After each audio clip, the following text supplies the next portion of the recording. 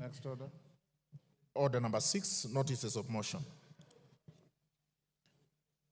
Order number 7, questions and statements.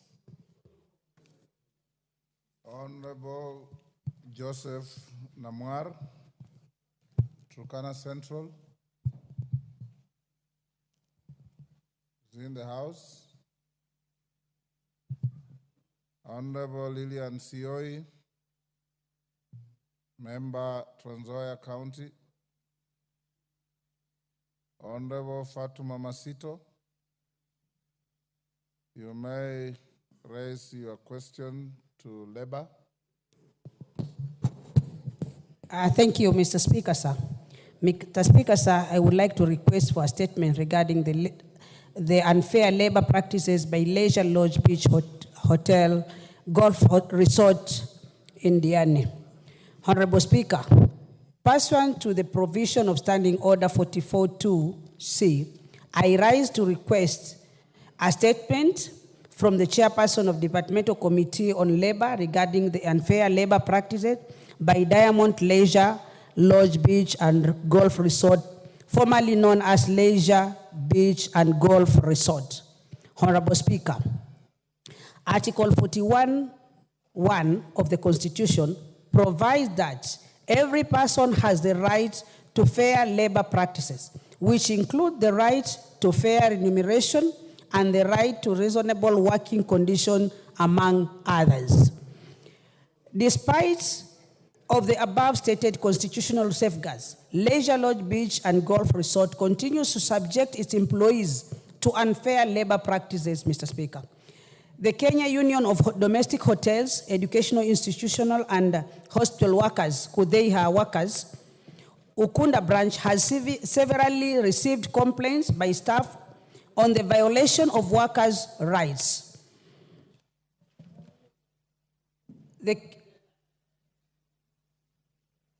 Disregarding employment laws, paying workers poorly, unfair termination, and non-implementation of the collective bargaining agreement of 2019 to March 2020. Honorable Speaker, the union at various states have tried to engage consultative meetings with the hotel to resolve the issue brought forward by the staff unfairly terminated by the hotel, and to ensure adherence to implementation of the collective bargaining agreement.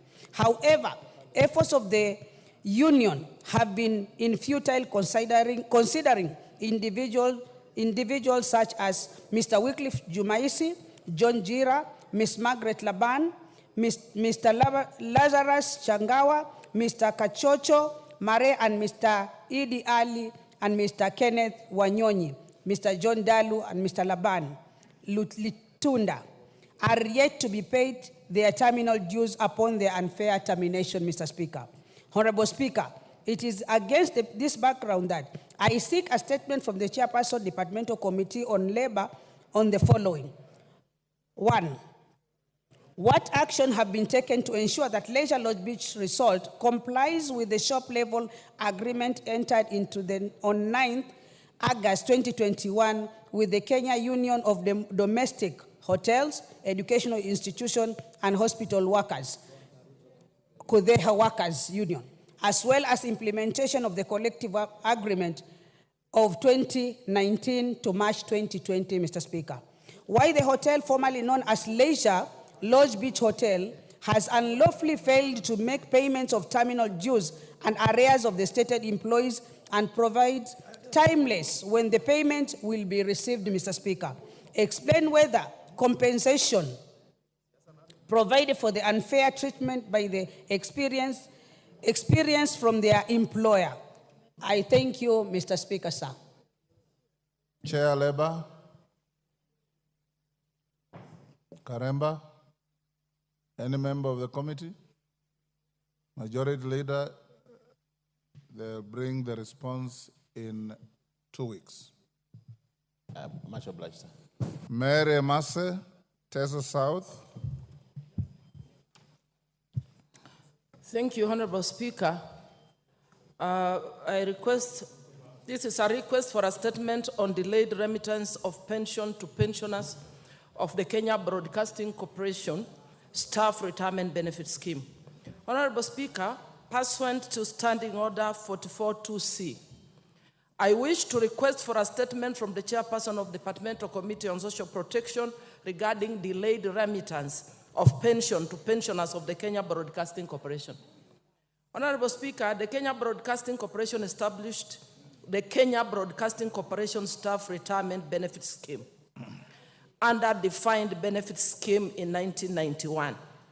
In 2010, the National Treasury issued Circular Number 18 of 2010, directing conversion of all defined benefit schemes in the public sector to defined contributory schemes. Notably, the Kenya Broadcasting Corporation Staff Retirement Benefit Scheme still operates as a defined benefit scheme. Honorable Speaker, while there are no pending employee and employer remittances to the pension scheme, the total unremitted contributions without interest stood at Kenya shillings 1,646,696,274 as at December 2023. Can you try another mic? Try the next one and see.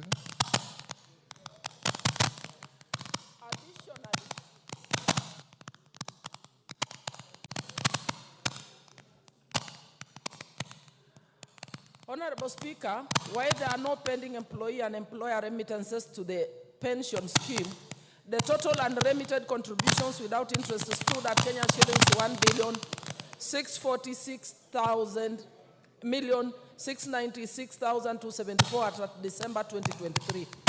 Additionally, in 2018, the court in the ELRC case number 1352 KBC versus Kenya Broadcasting Corporation ruled in favor of the pension scheme. Hold, Mary. Clerk, what's happening?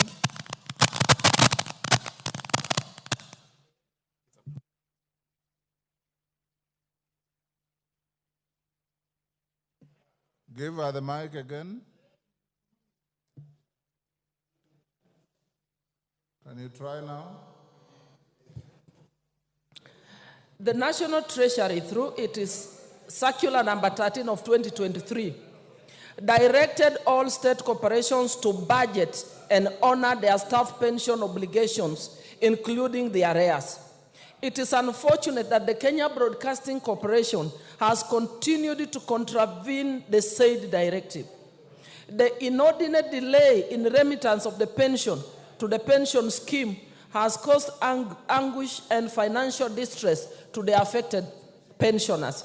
Honorable Speaker, it's against this backdrop that I seek a statement from the Chairperson of the Departmental Committee on Social Protection on the following.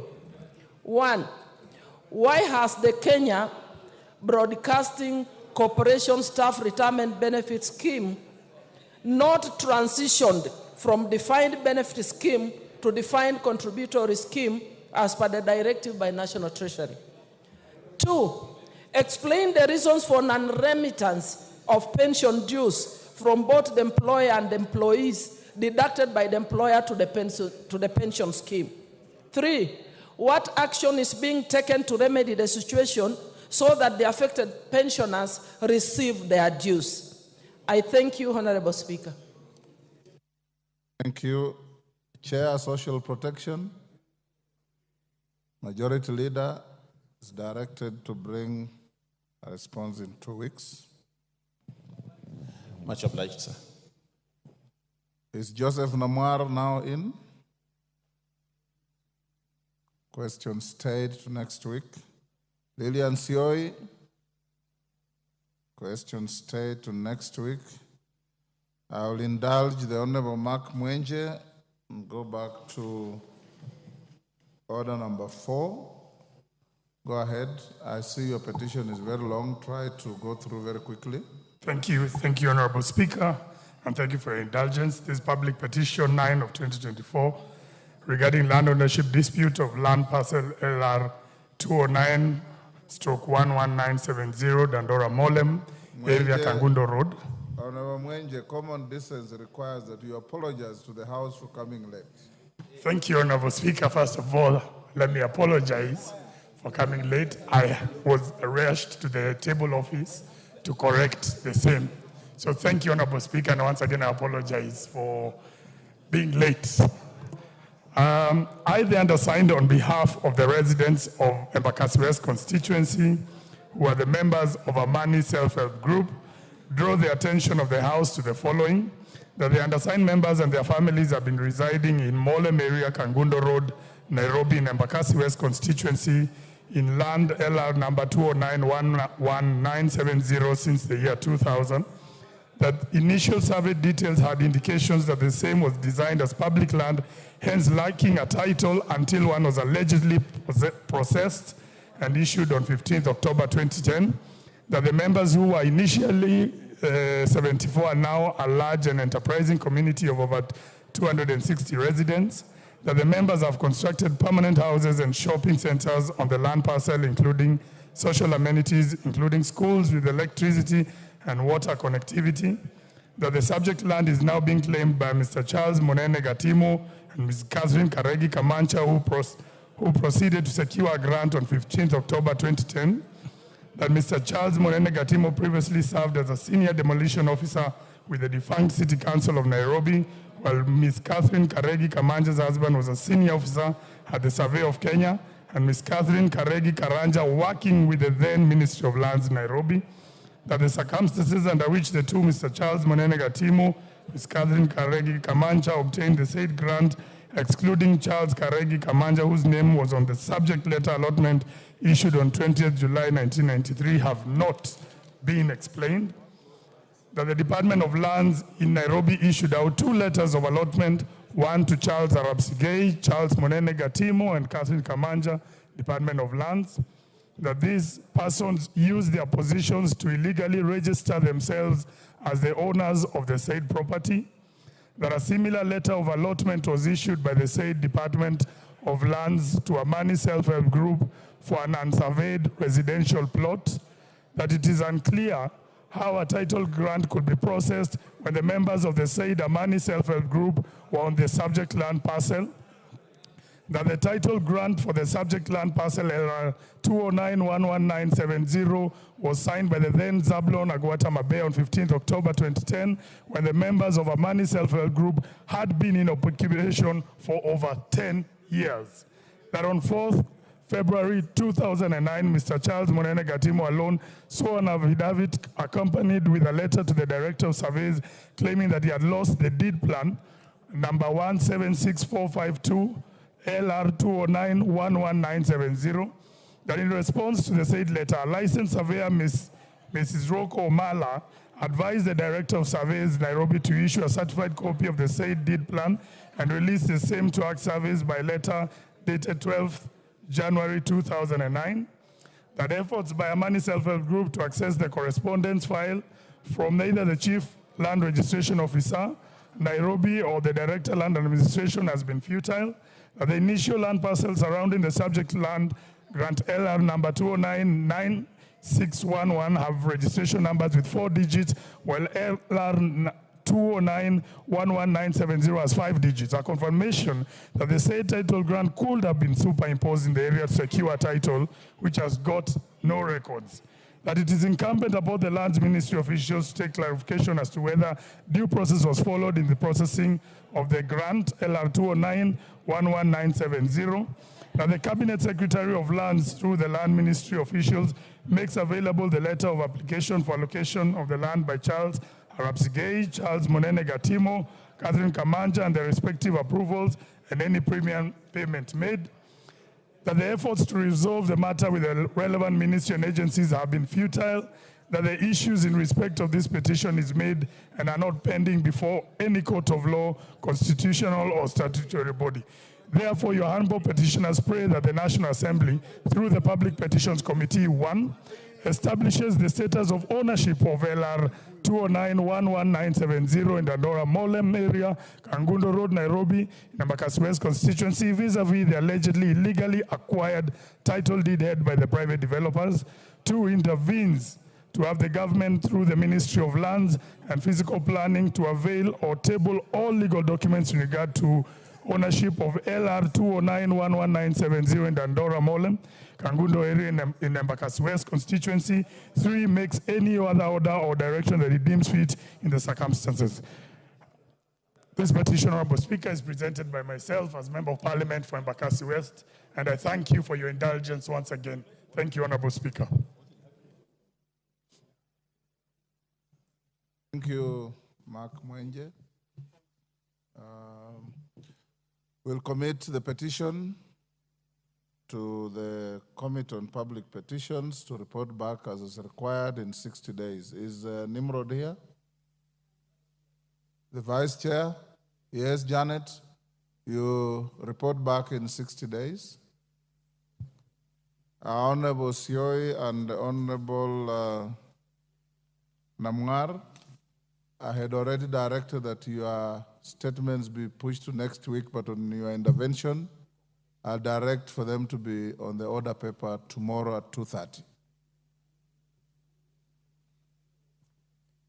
Next order. Order number 9, the care and order number 8, procedural motion, exemption of specified business from standing order 43. Majority Leader. Thank you, Honorable Speaker. Honorable Speaker, I move that this House resolves to exempt the business appearing as order number 12, order number 12 in today's paper, from the provisions of standing order 43, being a Wednesday morning, a day allocated for business, not sponsored by the majority or minority party, or business sponsored by a committee. Honorable Speaker, if you look at order number 12, the finance bill, and as you know, the nation is really waiting for debate on this matter.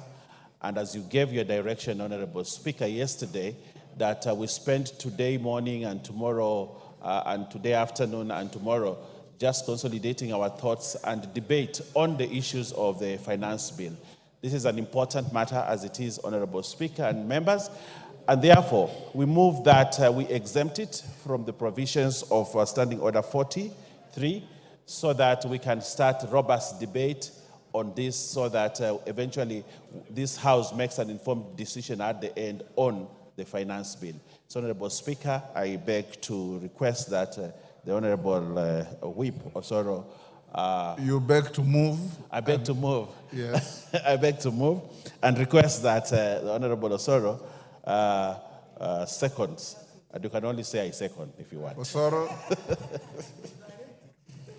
Thank you very much, Honorable Speaker. Honorable Speaker, it's indeed true that we really have a lot on our tray in this week and early next week. And for that reason, Honorable Speaker, I beg to second. Thank you. Honorable members, I now propose a question which is that this House resolves to exempt the business appearing as order number 12 in today's order paper from the provisions of Standing Order 43, being a Wednesday morning, a day allocated for business not sponsored by the majority or minority party or business sponsored by a committee. You put the question? I now put the question at order number 8, which is that this House resolves to exempt the business appearing as order number 12 in today's order paper from the provisions of Standing Order 43, being a Wednesday morning, a day allocated for business not sponsored by the majority or minority party or business sponsored by a committee. As members of that opinion say aye. Aye. Those of the contrary opinion say nay. The ayes have it. Next order. Order number 9, the Care and Protection of Child Parents Bill, Senate Bill number 29 of 2023, second reading. Question to be put. Order, honorable members on their feet, take your seats.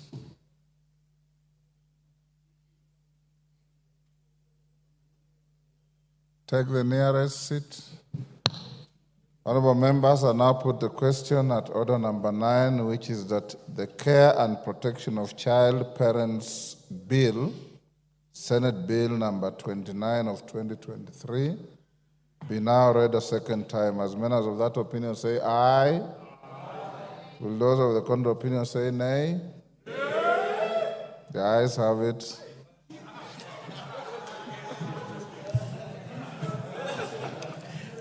A bill for an act of parliament to provide a framework for the care and protection of child parents within the counties. To provide a framework. Order. Honorable Kaluma, you sit on this chair.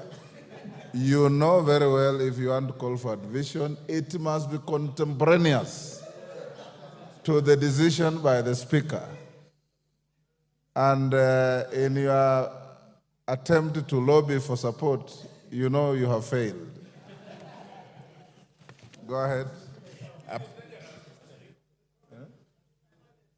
A bill for an act of parliament to provide a framework for the care and protection of child parents within the counties, to provide a framework through which an expectant girl child or a child parent may actualize their right to basic education and at the same time ensure the care of their children and for connected purposes.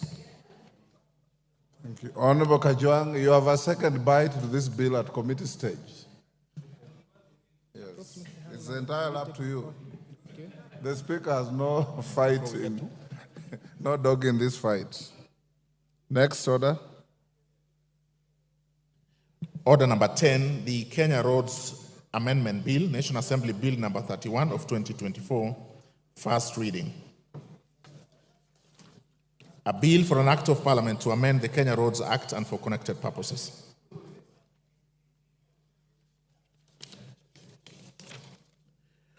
Order number 11, the Public Service Internship Bill, National Assembly Bill number 63 of 2022, second reading. Honorable Naisula, I want to stand down your bill because I know it has a balance of 33 minutes, but because of the importance of order number 12 and the direction I gave yesterday, you should indulge the House as well, and I'll direct that your bill be given priority on Wednesday next week.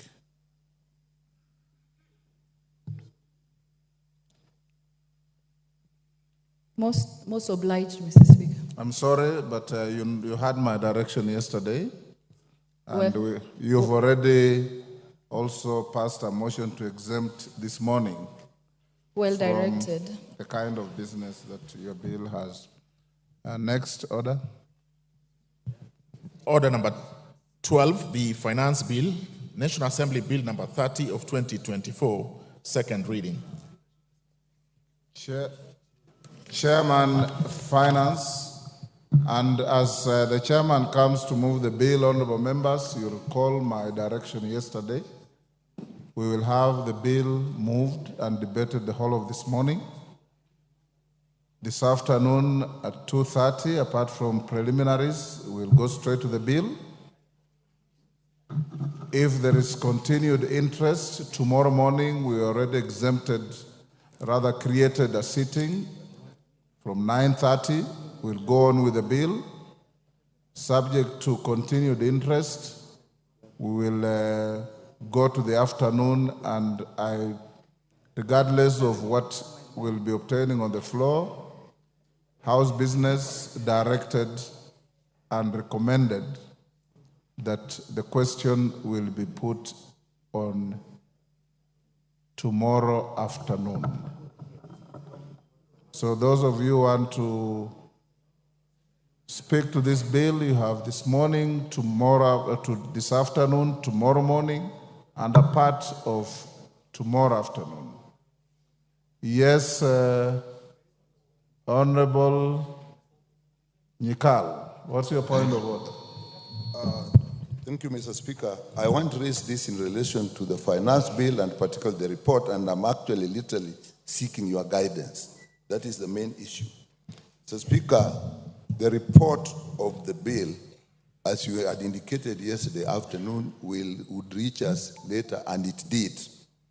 However, Mr. Speaker, I want your guidance on the procedure that this report followed.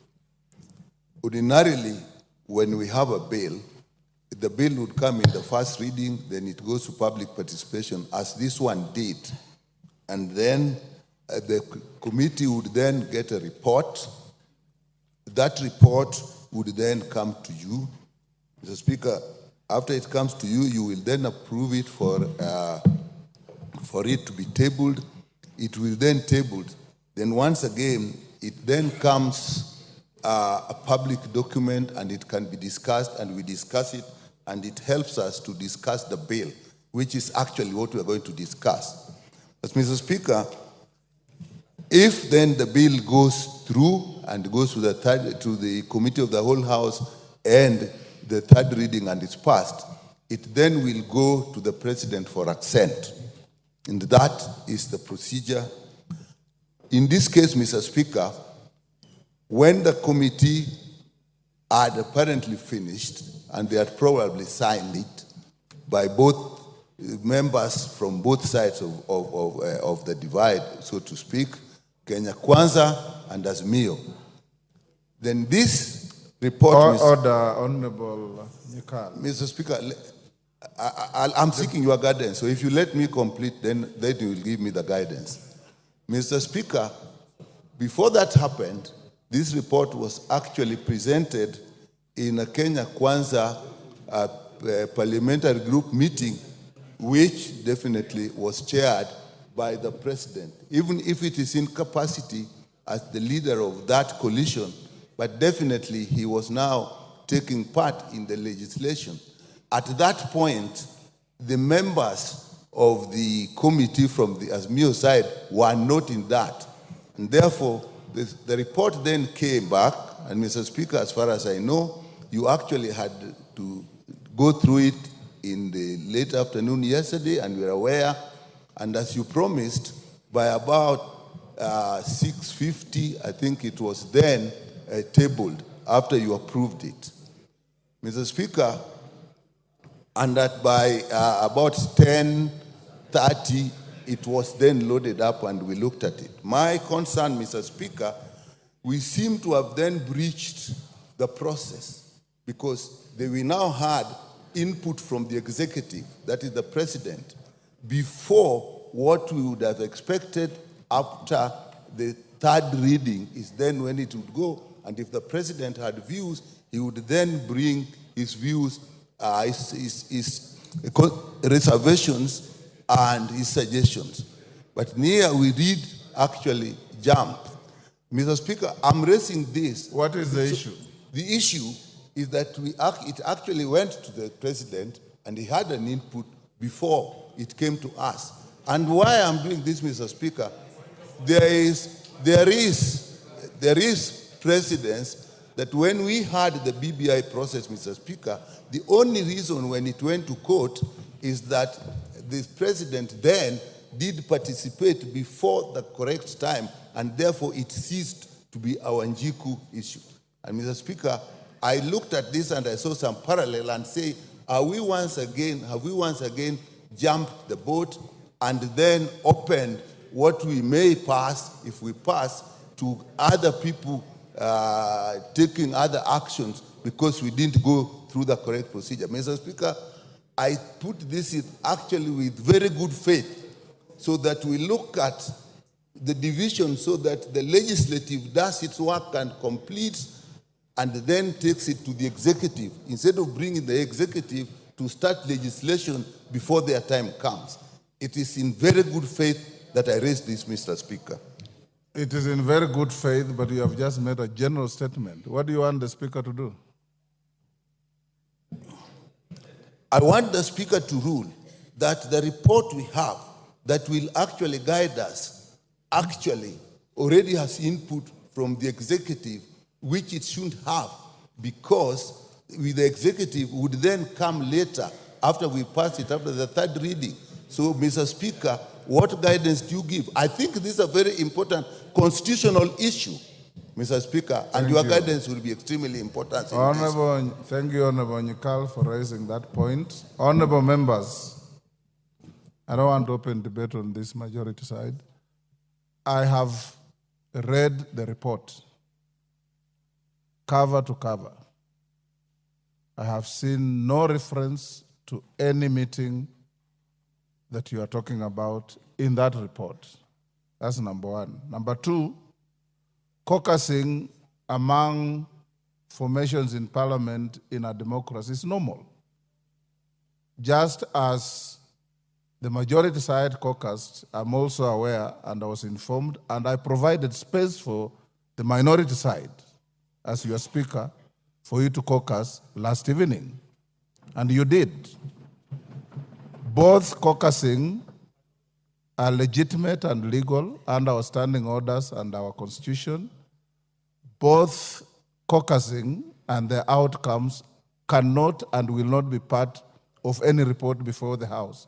Indeed, if you have read the report like I have read, it has no reference to the majority side caucus or to the minority side caucus. Therefore, the bill before the House is proper. The report that was tabled upon my approval is available to every member. You may debate the bill and refer to the report. You may debate the bill without reference to the report. You may debate the bill without reference to any of the two. It's up to you. But the bill is before the House properly, and I now call the chair of the committee to move the bill. Thank you very much, Mr. Speaker, for your guidance. Mr. Speaker, I rise before you today with a sense of gratitude and appreciation for the opportunity to speak to this greatly esteemed August House. The Debater Committee on Finance and National Planning has fulfilled its mandate as outlined in Standing Order number 245 by examining and assessing the Finance Bill of 2024. Chairman, start by moving the bill.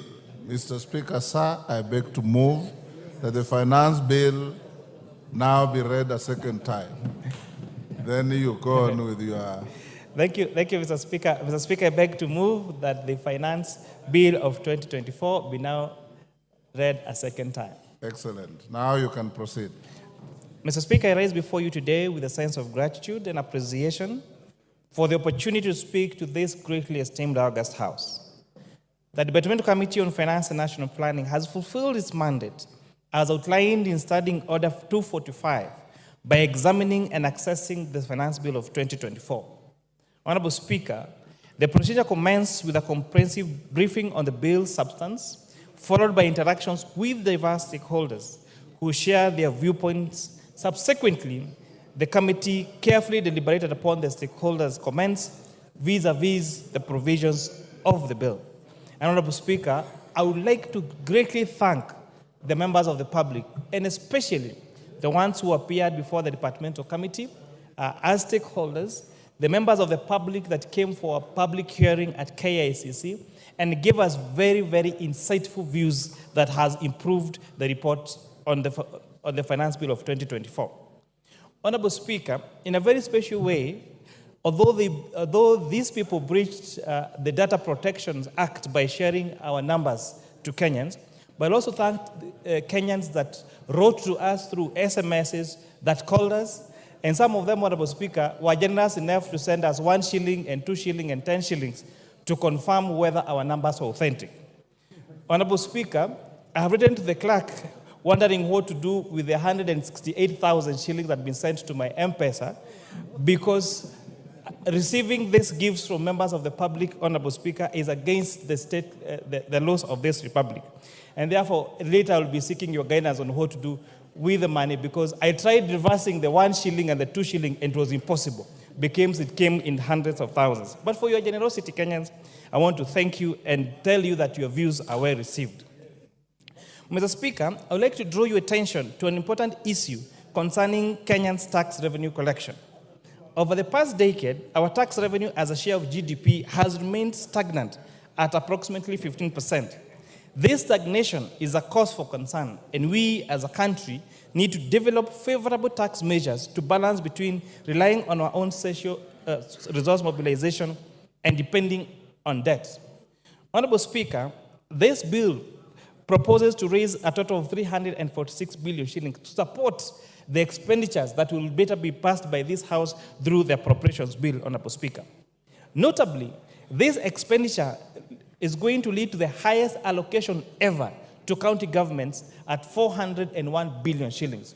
This is the first time, Honorable Speaker, that this allocation to counties through equitable shares is exceeding the 400 billion shillings mark. Honorable Speaker, in as much as this House debates about raising revenue for this country, I want to encourage our members in our sister house, the Senate, and our county assemblies and our county governments to also prioritize ways of raising their own source revenue as county governments.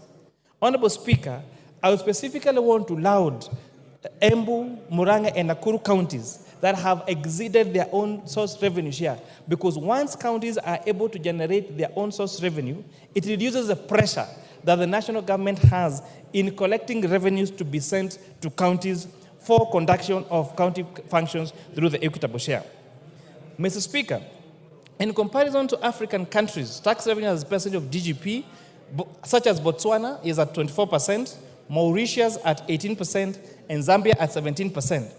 Kenya is lying behind with a tax revenue collection of 14.1% as of 2022. These countries have managed to achieve higher tax revenue collection rates, which highlights the need for us to reassess our tax policies and explore more effective measures that favor the business environment and enhance revenue collection. The Kenyan government has embarked on a tax reform agenda through the medium-term revenue strategies, MTRS, aiming to increase the tax to GDP ratio to 25% by 2030. This reform is crucial for aligning Kenya with its regional peers and ensuring sustainable economic growth through improved domestic resource mobilization. Honorable Speaker, the reason why there is increased debate on taxation in this country is because we have 20% of Kenyans contributing to 80% of our taxes.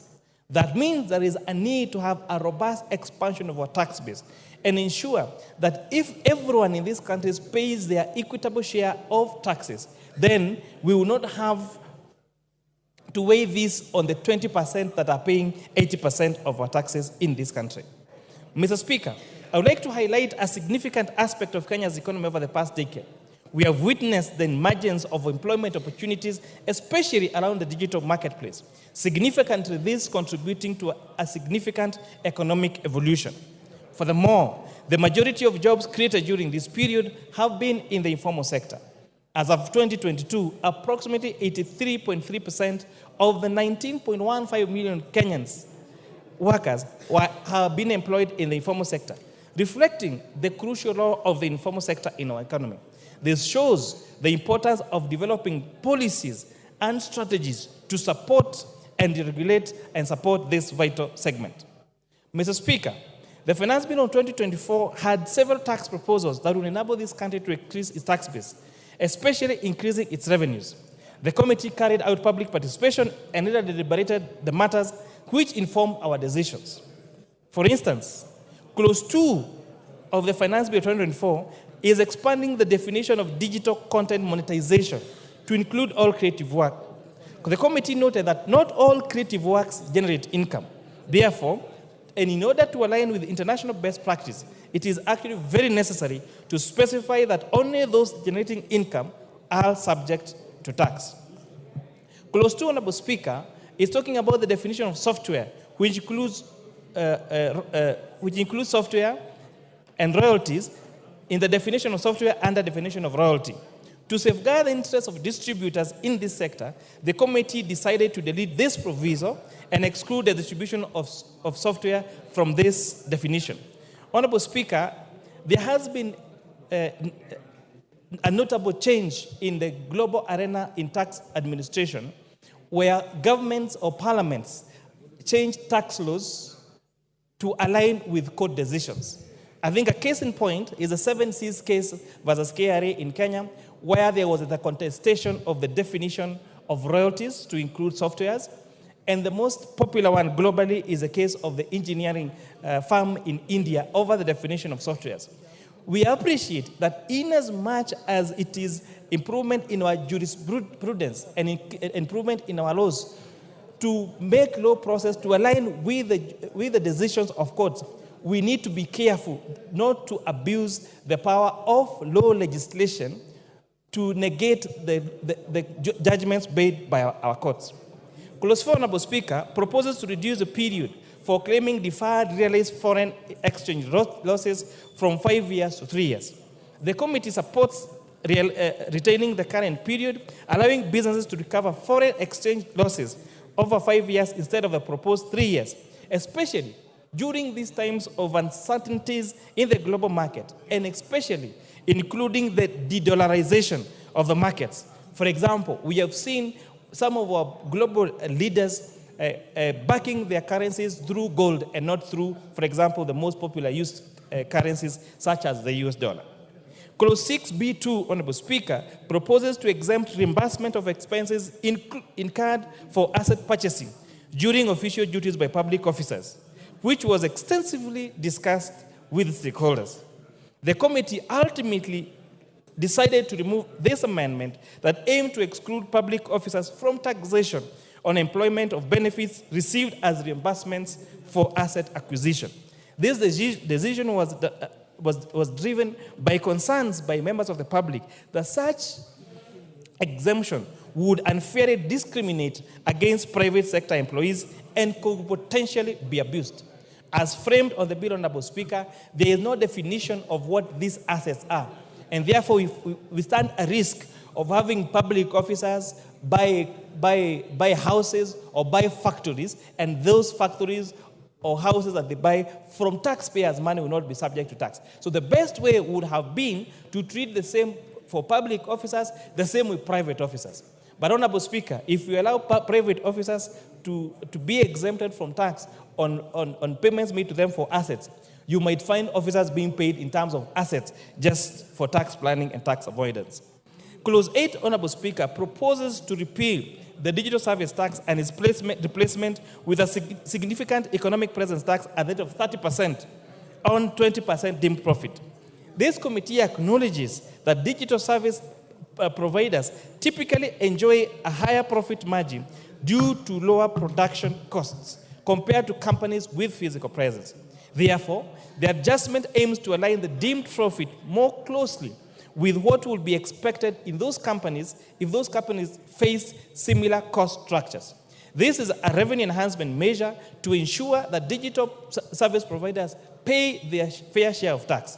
Additionally, and notably, Honorable Speaker, the committee proposes amending this clause to include a gradual increase in the rate from 1.5% to 3% and not from 1.5% to 6% as proposed in the bill.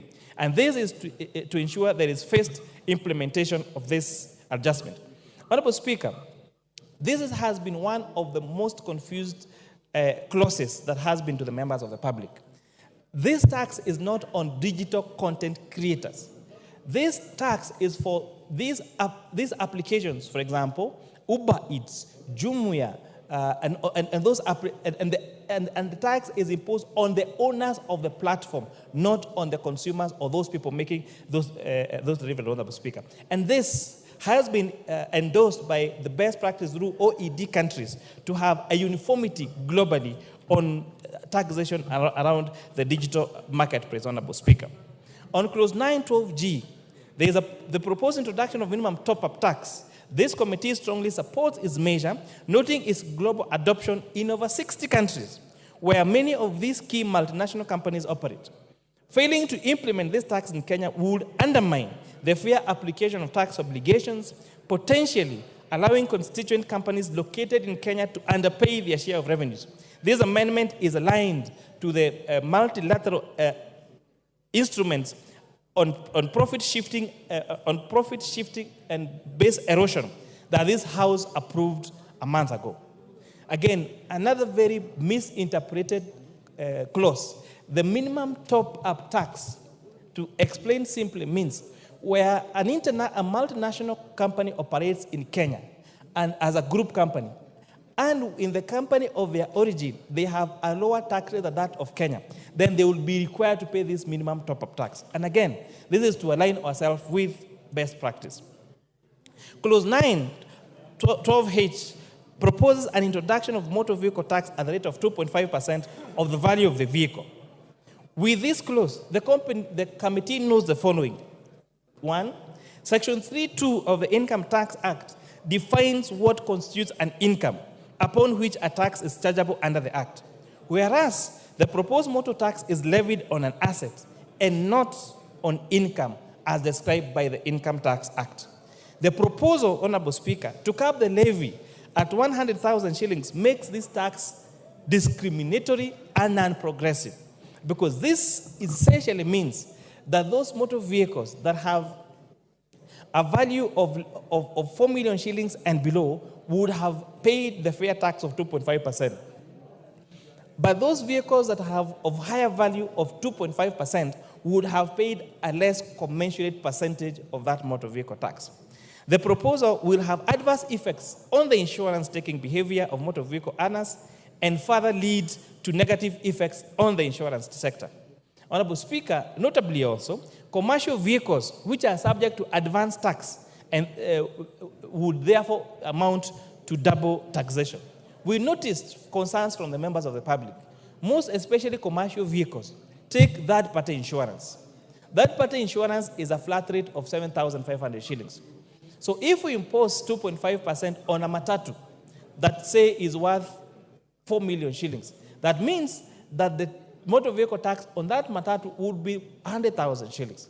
And considering that most of them struggle to even raise the 7,500 shillings comprehensive insurance, then that would be quite punitive and would actually even lead to them not taking the regular insurance for their motor vehicles. From the foregoing, the committee recommends therefore the deletion of the proposed motor vehicle tax. Honorable Speaker, on clause 10, the proposal to limit the deductibility of an employee's contributions to a post-retirement medical fund to 10,000 shillings. This committee recommends increasing actually the limit to 15,000 shillings. This is to encourage a saving culture for a post-retirement medical scheme. This is an improvement from our last year's amendment where we introduced the relief, and therefore we really urge this House to adopt this amendment.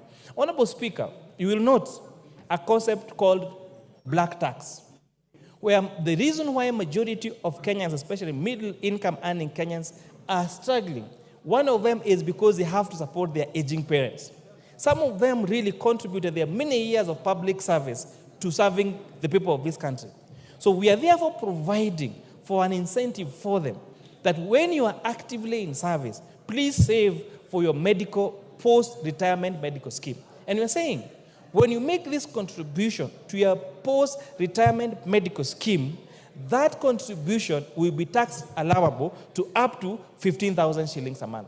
And this will really help that when we grow old, the times when parents would rely on their children to support them when they are old, the times when children were seen as an investment needs to end. When someone reaches their age of 18 years, they should be allowed to drive by themselves and support themselves and the family by us during our active lives investing heavily on our retirement. This is not to mean that we don't support our parents, but just saying that let us, all of us who are working now, work hard to make sure that we put measures such as this one, saving for our post-retirement medical scheme, so that we do not burden our children with our medical costs when you are old and not working. Clause 12, Honorable Speaker, proposes to introduce the advance pricing agreement. This committee supports a proposal for an advance pricing agreement since it will enhance revenue determination in entities that belong to multinational groups or trade with related persons. Further, this will lead to allowing a seamless implementation of the agreements. The committee recommends enactment of regulations. And I need to emphasize this. The committee recommends Kenya Revenue Authority to enact regulations to address circumstances where KRA cancels advance payment agreements to allow the taxpayer the right to appeal, among other concerns. This proposal is also to align, Honorable Speaker, with our tax laws on international best practice and prevent profits shifting and base erosion. Clause 21D1, Clause 21DJ, Honorable Speaker. The committee endorses the bill's proposal to introduce withholding tax on interest from bonds, notes, or securities with a maturity of less than 3 years. This measure, Honorable Speaker, aims to promote long-term investment and ensure that government revenue from such payments is consistent with other forms of income. Clause 23, Honorable Speaker, proposes subjecting amateur supporting associations to taxation. This committee acknowledges that while the proposal aims to tax these associations, it recommends deleting the proposal to foster investment in the sector and to encourage the nurturing of sporting talent. This decision is intended to incentivize and support the management of youth talents through sporting activities. Honorable Speaker, we have seen, for example, the Talanta initiative. We've seen these athletic camps across the country. So this proposal to introduce taxation on this Talanta Hera initiative, all the athletic camps in this country, we are therefore saying, please, let us allow these sectors to drive, let us support talent, let us support our young people to make their money through talent, through these amateur supporting associations. Clause 25B1, Honorable Speaker, the committee retains the 15% preferential tax rate for the construction of 100 units of affordable housing. This incentive aims to encourage and stimulate investment in the affordable housing sector across the country. Clause 34A1, AA, and AB. The committee proposes to delete the proposed VAT on aircraft spare parts. This decision was considering that many airlines operators in the country provide maintenance and repair services to both international and domestic airlines. Implementing a tax on aircraft spare parts would increase the operational costs for airlines in Kenya, potentially impacting the country's competitiveness as a regional aviation hub. This amendment aims to support the growth in this emerging sector within our country. Clause 34-35, Honorable Speaker, this is about the provisions under the proposed amendment on the VAT Act. The committee adhered to several guidelines, including zero rating only the most essential consumption items for household and for agricultural inputs, exempting inputs used in the manufacturing of medical services, safeguarding the financial sector by restricting VAT on services, taxing goods and services where only value is added in the production process, and exempting specific inputs to include local industries.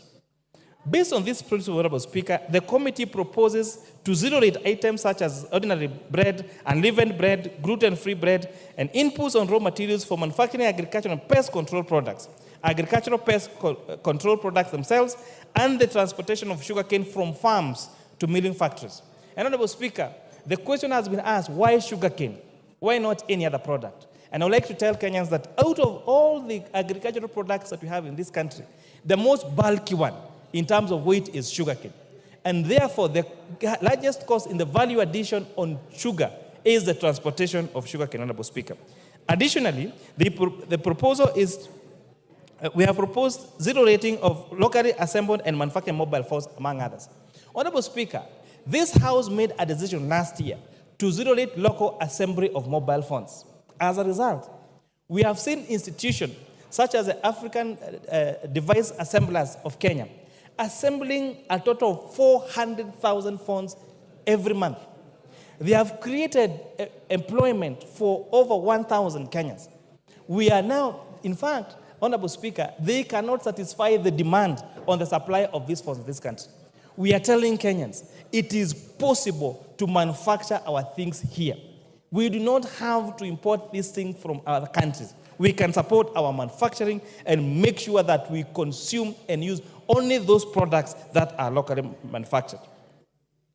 The committee further recommends exempting several products from VAT, including the issuance of credit and debit cards, foreign exchange transactions, sanitary towels, diapers, and services to local film agents. Clause 39, Honorable Speaker, of the bill proposes the removal of provision granting relief on excess duty to manufacturers of accessible goods and providers of internet data services. The committee recognizes that excess duty similar to VAT, considers input and output tax for manufacturing of accessible goods. Removing, therefore, Section 14 of the excise duty would prevent manufacturers from deducting excise duty, thereby potentially raising production costs and unnecessarily leading to higher prices to consumers. This deletion aims to safeguard Kenyans from increased prices of essential commodities. Honorable Speaker, it is East African community practice that excise duty on inputs become a tax allowable expense to manufacturers. And the risk of passing this Section 14 as proposed in the bill would mean that we would potentially make it cheaper for someone to go and manufacture in a different country and then import into this country duty-free. And therefore, this committee was very conscious on the need to protect our manufacturers and make sure we buy Kenya and build Kenya. Clause 39 proposes the removal of the provision granting relief on excise duty on accessible goods. I have explained that. Clause 42, Honorable Speaker, addresses excise duty on goods where the committee is guided by the following principal criteria: exempting goods from locally manufactured goods, exempting products to prevent increases in consumer prices, improving the administration of excise duty for ease. Based on this principle, therefore, the committee recommends the following: exempting vegetable oils, fertilized eggs, and clinker from excise duty. Honorable Speaker, I would like to explain what the difference is between these eggs. We have what we call table eggs. Table eggs is ready-to-eat eggs that we eat here at our restaurant or our homes. We have incubated eggs of what we call fertilized eggs. These are eggs that are ready to hatch. These are the ones that give us, for example, the one-day-old chicks. Honorable Speaker, as a poultry farmer myself, I attempted, when I was buying my one-day-old chicks, I was told that I needed to wait for 4 months before I got the one-day-old chicks, Honorable Speaker. This means that there is a great, the supply of fertilized eggs in this country is much lower than that of table eggs. However, we need to protect our eggs from imported eggs from other markets. Therefore, a few years ago, if you remember, Kenyans were eating eggs from Uganda at the expense of eggs that are laid by our own chicken here. It is plausible. It defeats any reason why we should allow an egg laid in a different country to land into a country at a cheaper price than eggs that are being made by our farmers here. So we have therefore introduced, Honorable Speaker, imposition of excise duty on imported table eggs, on imported onions, and on imported potatoes, so that we protect our onion, our poultry, and our potato farmers, especially in Molo and Nyandarua. Based on this criteria, Honorable Speaker, the proposal to exempt them from excise duty, vegetable oils, and fertilized eggs from incubation, amongst other things, is what we use under this consideration, Honorable Speaker. Further in, keeping with the tax system's predictability, the committee proposes to maintain the current rates on excise duty on imported motorcycle, plastic, onions, potatoes, among others. And again, I want to explain here that excise duty has been proposed only on imported, completely assembled motorcycles. We have had local capacity of our manufacturers assembling our own motorcycles. Let us ride motorcycles that are assembled in Kenya. When we export these jobs to China, when we import these completely locally assembled goods from China, it means three things. One, we are exporting our jobs to another country. Two, we are eroding our foreign exchange, because once we do those importation of those goods, we have to use our dollars. And that is where it took us last year with the titulator of our Kenya shillings going to as low as 167 shillings, Honorable Speaker. Three, we are certain of the quality of that particular product, because you can go to that plant, you can go to that factory and ascertain the quality of those, Speaker. In addition to creating employment to our young men and women in this country. With this regards, Honorable Speaker, to excise duty in services, the committee was guided by the need to keep the consumer prices for certain services low and then to ensure stability in terms of the rate of excise duty. Based on these criteria, the committee proposes to maintain the prevailing rate on money transfer services by banks and financial institutions and money transfer services by cellular phone providers. Honorable Speaker, you've heard the popular Tuma na ya kutoa. So we want to make sure that that tuma ya kutoa is not increased so that we retain the current rates that is on our cellular mobile transfer services. Clause 44, Honorable Speaker, proposes an increase in the import declaration fee to highlight a reduction from 30.5% to 2.5% in the Finance Act of 2023. This resulted in a significant revenue loss of 10 billion shillings, impacting the implementation of 2023-24 budget. And this, therefore, Honorable Speaker, you have seen in a record 2 supplementary budgets that have led to a very huge cut on our expenditures. And this is because one of the decisions that we made was a reduction of IDF last year from 3.5 to 2.5% led to a revenue loss of 10 billion shillings. Honorable Speaker, clause 45 and 48 proposes the introduction of an eco levy to mitigate environmental damage and pollution caused by imported finished products in Kenya. The committee emphasizes that this levy should exclusively apply to imported finished products, therefore safeguarding local manufacturers who are already adhering to what's called the extended producer principle. Regarding to a stakeholder feedback and to mitigate price impacts on essential goods, however, the committee recommends excluding motorcycles, bicycle tires, wheelchairs, 3-wheel motorized vehicles, which you probably know as tuk-tuks and wheelbarrows, from this levy. Additionally, the committee proposes reducing the eco levy for select finished goods. These adjustments are intended to balance environmental protection with consumer affordability and local manufacturing interests, Honorable Speaker. Especially on the area of e-waste, Honorable Speaker.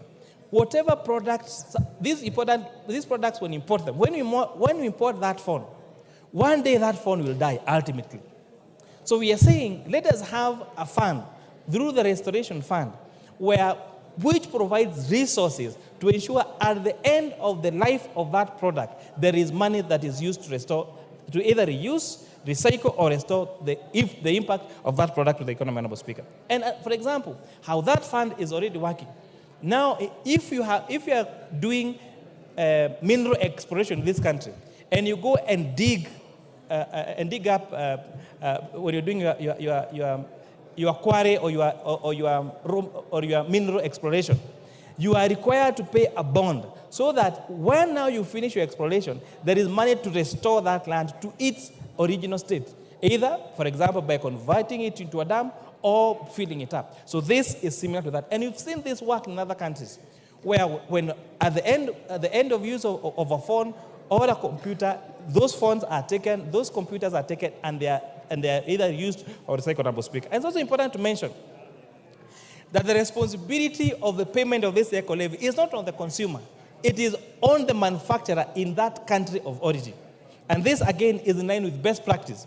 It has been introduced in Tanzania, it has been introduced in several countries, and most of these larger manufacturers are more than willing to pay this eco levy to make sure that the products that they produce at the end of the life of that product, they are able to be collected, to be reused or recycled to prevent the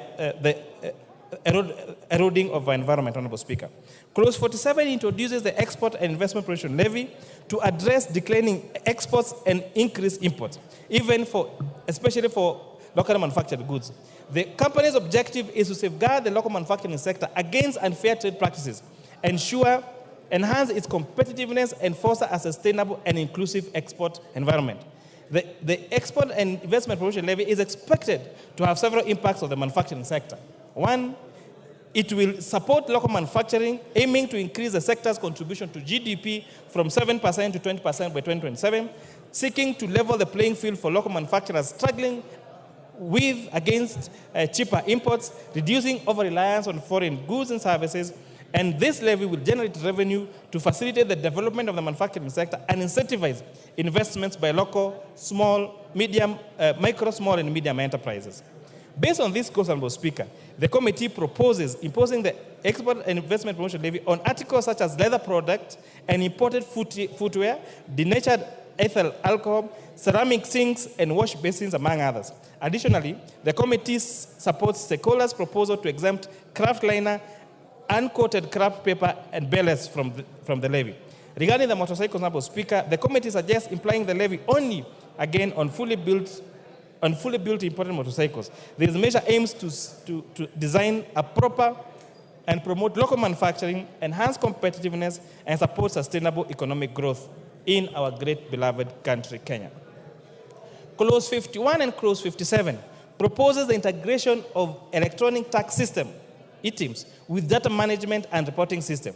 The committee acknowledges the implementation challenges on ETIMS, especially on our small-scale farmers, or subsistence farmers, and microfinances. Therefore, the report proposes our report proposes that we exempt those farmers and those small businesses with a turnover less than 1 million shillings from this registration, and impose that responsibility on the traders, so that they use what in tax terms they call reverse invoicing. To address this issue, Honorable Speaker, the committee is guided by the international jurisprudence process called de minimis non current lex. In terms of the law does not concern itself with trifles. The law does not should not concern itself with trifle matters that would hinder even tax administration. And this, Honorable Speaker, is why we are proposing exemption of subsistence farmers and micro enterprises with a gross turnover of below 1 million shillings from this requirement. This exemption aims to facilitate their participation in the form of business transactions without the burden of electronic invoicing requirements. Furthermore, Honorable Speaker, the committee suggests to KRA to ensure guidelines on this operationalization is addressed effectively. These guidelines would provide clarity and ensure smooth implementation while supporting the integration of small-scale farmers and micro enterprises into the formal economy. Clause 56, Honorable Speaker, addresses the issue of agency notices. This is aimed to resolve ambiguities regarding their validity. The committee recognizes the necessity to provide a mechanism to lift agency notices in Kenya where taxes have been fully paid pursuant to a court order. This provision seeks to ensure clarity and fairness in tax enforcement practices, allowing the timely removal of agency notices once obligation has been met through a judicial process. By establishing clear guidelines, Honorable Speaker, for lifting agency notices under these circumstances, the proposal aims to uphold legal compliance while safeguarding Kenya's rights and maintaining the integrity of our tax administration. Clause 61 proposes the removal of restrictions that require owners of affordable housing units to obtain prior written consent from the Affordable Housing Board before selling their units. The committee supports this amendment, citing the concerns from the public that this provision on the Affordable Housing Act infringes on the constitutional right to property. By advocating for the removal of this requirement, the committee seeks to uphold property rights and ensure that homeowners have the freedom to manage and dispose their affordable housing units without unnecessary bureaucratic hurdles. Clause 63 proposes granting KRA access to personal data. The committee has raised concerns that this proposal does not meet the constitutional threshold outlined in Articles 31C and D of the Constitution of Kenya. Additionally, the committee notes that Section 51 of the Data Protection Act specifies conditions under which exemptions might be applicable. Moreover, Honorable Speaker, Section 60 of the Tax Procedures Act empowers the commissioner or authorized officers with a warrant to access any necessary data for administering tax laws. These considerations, therefore, shows the need for careful alignment with constitutional and legal provisions regarding privacy and data protection in implementing this proposal. The decline in levy collection, Speaker, continues to impact on highways, urban and rural roads. Recent heavy rains and flooding like El Nino have again further damaged our roads, and therefore they need to provide more resources, Honorable Speaker, through the appropriations to ensure that we have sufficient resources on the repair of our roads, and especially the low-volume seal roads. Mr. Speaker, exploring innovative approaches such as targeted initiatives, simplified tax processes, and enhanced taxpayer education can encourage voluntary compliance and broaden participation in the formal tax system. Bringing more Kenyans into the taxpayer fold, we align our tax revenue collection with economic expansion, enabling us to finance crucial investments in infrastructure, social programs, and sustainable development. Mr. Speaker, Addressing these issues proactively and maintaining effective tax policies will strive to increase our tax revenue collection in line with our economic potential. This, Honorable Speaker, will strengthen our fiscal position, allowing for investment in key sectors such as social welfare programs and infrastructure development, fostering sustainable economic growth to benefit all Kenyans. Mr. Speaker, as we deliberate the Finance Bill of 2024, it is important to actually prioritize measures that will effectively expand our tax base and ensure revenue generation. This may involve innovative tax policy approaches such as incentivizing compliance, simplifying tax procedures, and overcoming barriers that hinder our revenue growth. Honorable Speaker, there are other two proposals that are very critical in this economy.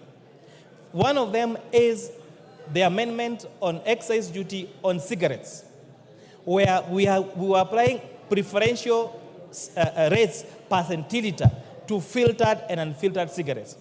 Honorable Speaker, we witnessed heartbreaking confessions of victims of throat cancer after 25 years of smoking.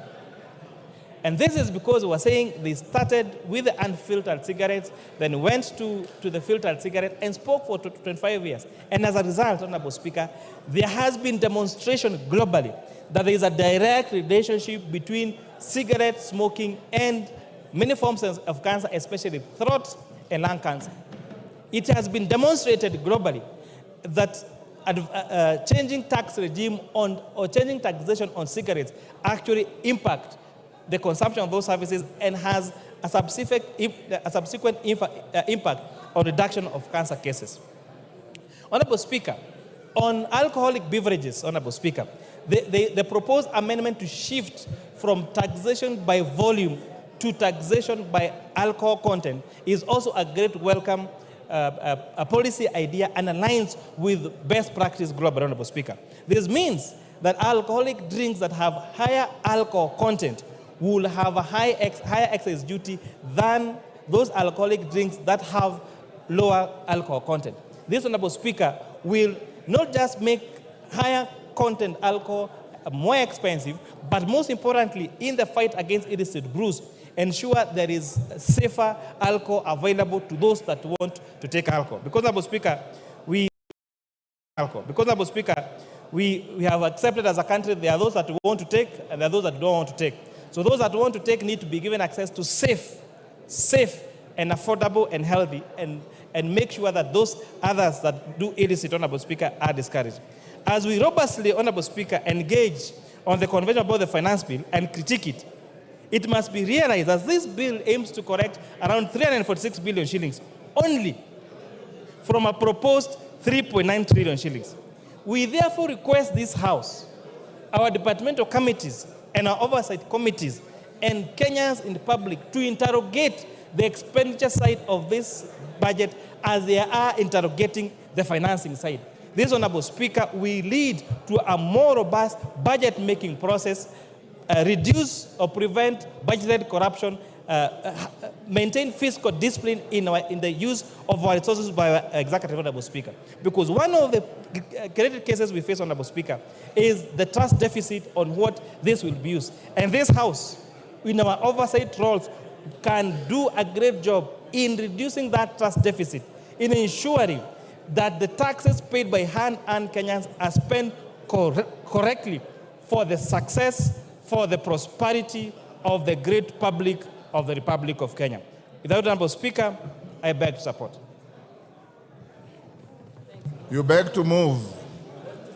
Without Honorable Speaker, I beg to move. And who is seconding you? Honorable Speaker, I request my very able Vice Chair, CPA Ambassador Benjamin Nangat, the MP for the great people of Ainamoi in Kericho County, to second. Benja. Mr. Speaker, I rise to second this Finance Bill of 2024. Mr. Speaker, I want to start by thanking your office, the office of the clerk, and the staff, our secretariat, Mr. Speaker, and our members for the good job and the good support that you accorded our committee. Mr. Speaker, this finance bill is one of the most canvassed finance bill, Mr. Speaker. Mr. Speaker, we did organize the public participation exercise, Mr. Speaker, which went all through for almost 10 days, Mr. Speaker. Mr. Speaker, during that exercise, we informed Kenyans that the finance bill of 2020, the public participation exercise, which we were doing, Mr. Speaker, was not a public relations exercise, Mr. Speaker. It was a very serious exercise, Mr. Speaker. And I want to inform the public and Kenyans, Mr. Speaker, that we heard them.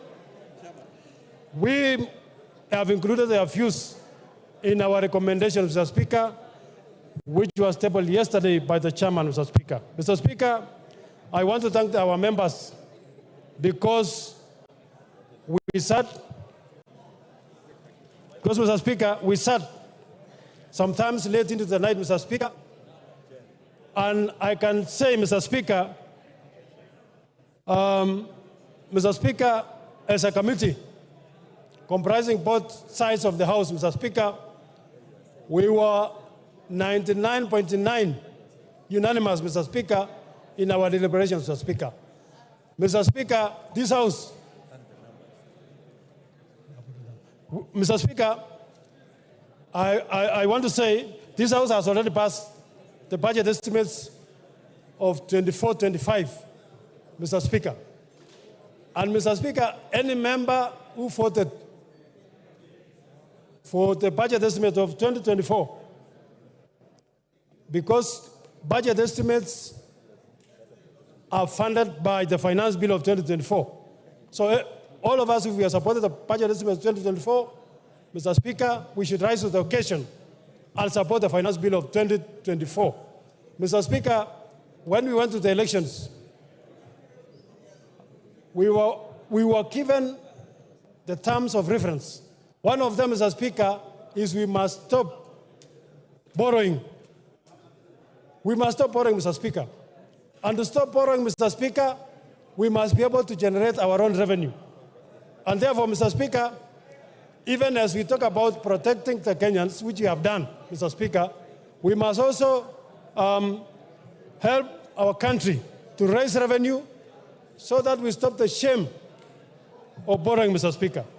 Mr. Speaker, I want to say, as I've said, the committee listened to the public participation exercise, and we have incorporated all the negative items, Mr. Speaker, which were in the bill. We have removed all of them, Mr. Speaker. And therefore, this House should unanimously support and vote for the bill, Mr. Speaker. Mr. Speaker, I want to go to the specific issues which were mentioned in the bill. And this bill, Mr. Speaker, as I've said, Kenyans should note that the bill which was tabled in the House were proposals, Mr. Speaker. This House has the power to amend, to change. I could rather say, Mr. Speaker, those proposals, we can amend everything, Mr. Speaker. And therefore, Kenyans should not fear. We are here to protect Kenyans. We are here to protect our country, Mr. Speaker. Mr. Speaker,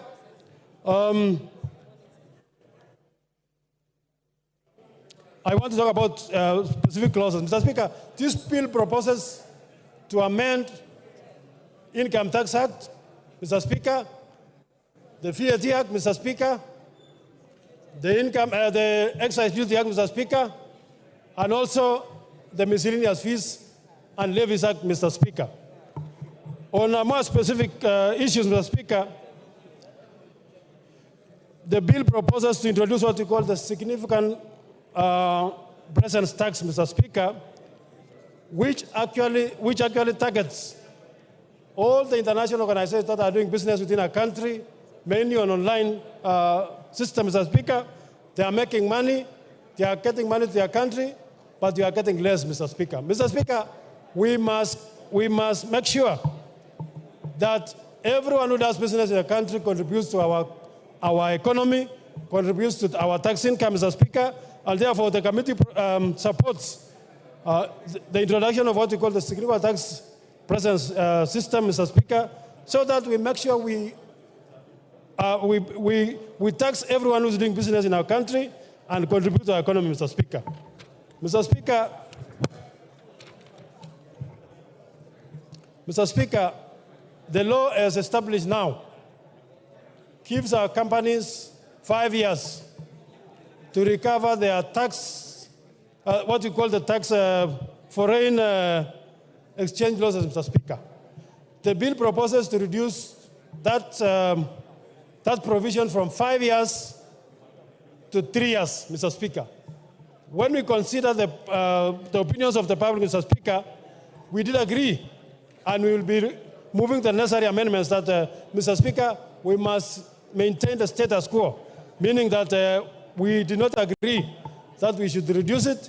It is good for the public, for our companies, Mr. Speaker, to be given sufficient time to recover their losses, Mr. Speaker. So, Mr. Speaker, we shall be introducing recommendations to delete that section, Mr. Speaker, which was proposing to reduce recovery of foreign losses, exchange losses, from 5 years to 3 years.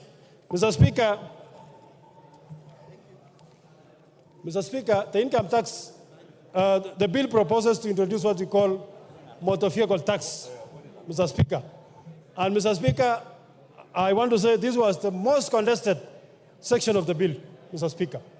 Mr. Speaker, every presenter who came to the committee, they were opposed. Mr. Speaker, when we read the Income Tax Act, I think clause 3, Mr. Speaker, says income tax will be charged on income of individuals and companies, Mr. Speaker. We tried to check whether this tax called motor vehicle tax, Mr. Speaker, fits into the income tax definition, Mr. Speaker. And Mr. Speaker, our honest opinion, Mr. Speaker, was that, one, it was misplaced, because a motor vehicle tax is like it's not even an income, it's like an asset tax, Mr. Speaker. So if we tax your asset today, your car, tomorrow we'll introduce what we call land tax. Tomorrow we'll introduce what we call house tax, Mr. Speaker. And Mr. Speaker, we should remain within the law. And therefore we conclude that these taxes are not fit into the definition of income, and therefore the committee was unanimous in recommending that we must remove this tax, Mr. Speaker. And it was going to make Kenyans suffer, Mr. Speaker. So therefore, the Kenyans who told us about the motor vehicle tax, I want to inform you that we listened to you, and we are going to remove it, Mr. Speaker, so that we reduce the cost of living in this country. So, Mr. Speaker, those people are relying on this section to make sure that, to talk about the finance bill in the pipeline, Mr. Speaker, we have recommended removal. So people must relax, Mr. Speaker. We are removing it. Kenyans should relax, Mr. Speaker. Mr. Speaker, the bill under Income Tax Act proposal also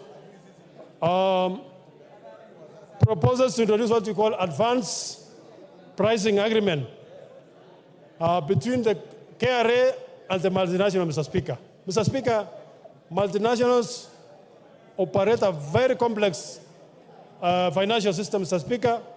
Sometimes they want to do what we call the tax planning, Mr. Speaker, so that as a country we lose finally. But, Mr. Speaker, we want to make sure that everyone contributes their fair share of tax.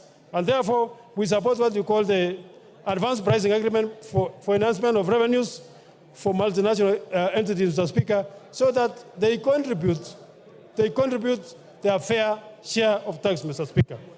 Mr. Speaker, this bill proposes to increase the non-taxable amount of pensions, Mr. Speaker, from 20,000 per month, Mr. Speaker, to 30,000 per month, Mr. Speaker. Mr. Speaker, all those of us, all the Kenyans who are retired, Mr. Speaker, they must be cushioned, Mr. Speaker. They have supported the country for well over 60 years, Mr. Speaker. And Mr. Speaker, you don't tax somebody up to their retirement. We are proposing that we make sure we cushion them, Mr. Speaker, so that the amount that we are recommending that we increase the tax deductible amount from 20,000 to 30,000, Mr. Speaker. Mr. Speaker,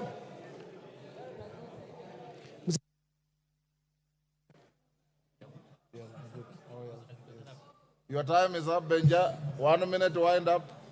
1 minute, Mr. Speaker. Yes, I've given you 1 minute. Okay. Finish up. Mr. Speaker, on eco levy, Mr. Speaker, the committee was of the view that we must protect the local manufacturers, Mr. Speaker.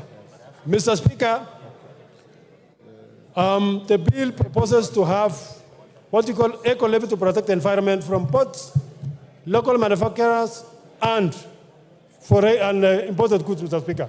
Mr. Speaker, we were unanimous in saying that we have to support our manufacturers. We only levy the eco levy on the finished manufactured goods, Mr. Speaker. Our local manufacturers, we have what you call Mr. Speaker, our local manufacturers, Mr. Speaker, have arrangements to protect the environment which have been agreed with LEMA, Mr. Speaker. So the levy will only be on foreign finished products, and Mr. Speaker, those goods which we cannot manufacture in Kenya. Mr. Speaker, I second and I support. I ask the Order, honorable members, take your seats. Order, take your seats. Honorable Cheng.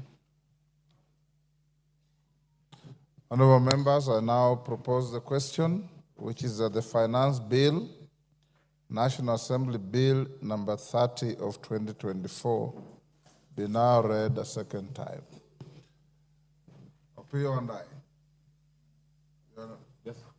Okay.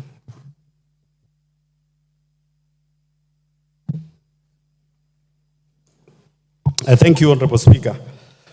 Mr. Speaker, given the importance of this finance bill, and you know, many Kenyans are following us, Mr. Speaker, and Mr. Speaker, to distinguish between the facts and the fictions which are being given out there by this Honorable House. Mr. Speaker, I want to seek your indulgence that we have every member speak for 5 minutes instead of 10 minutes, Honorable Speaker, so that we can have all of us contribute.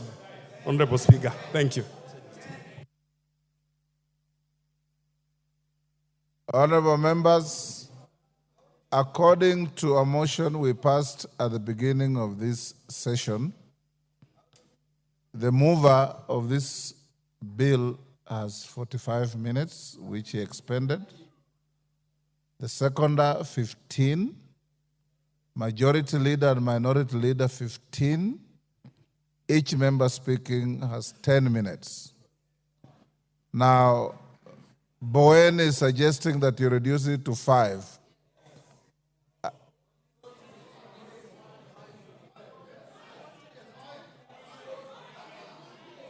Order. Is Bowen's proposal supported? Let's start with 10. Let's start with what you passed. As usual, my screen is full. Order.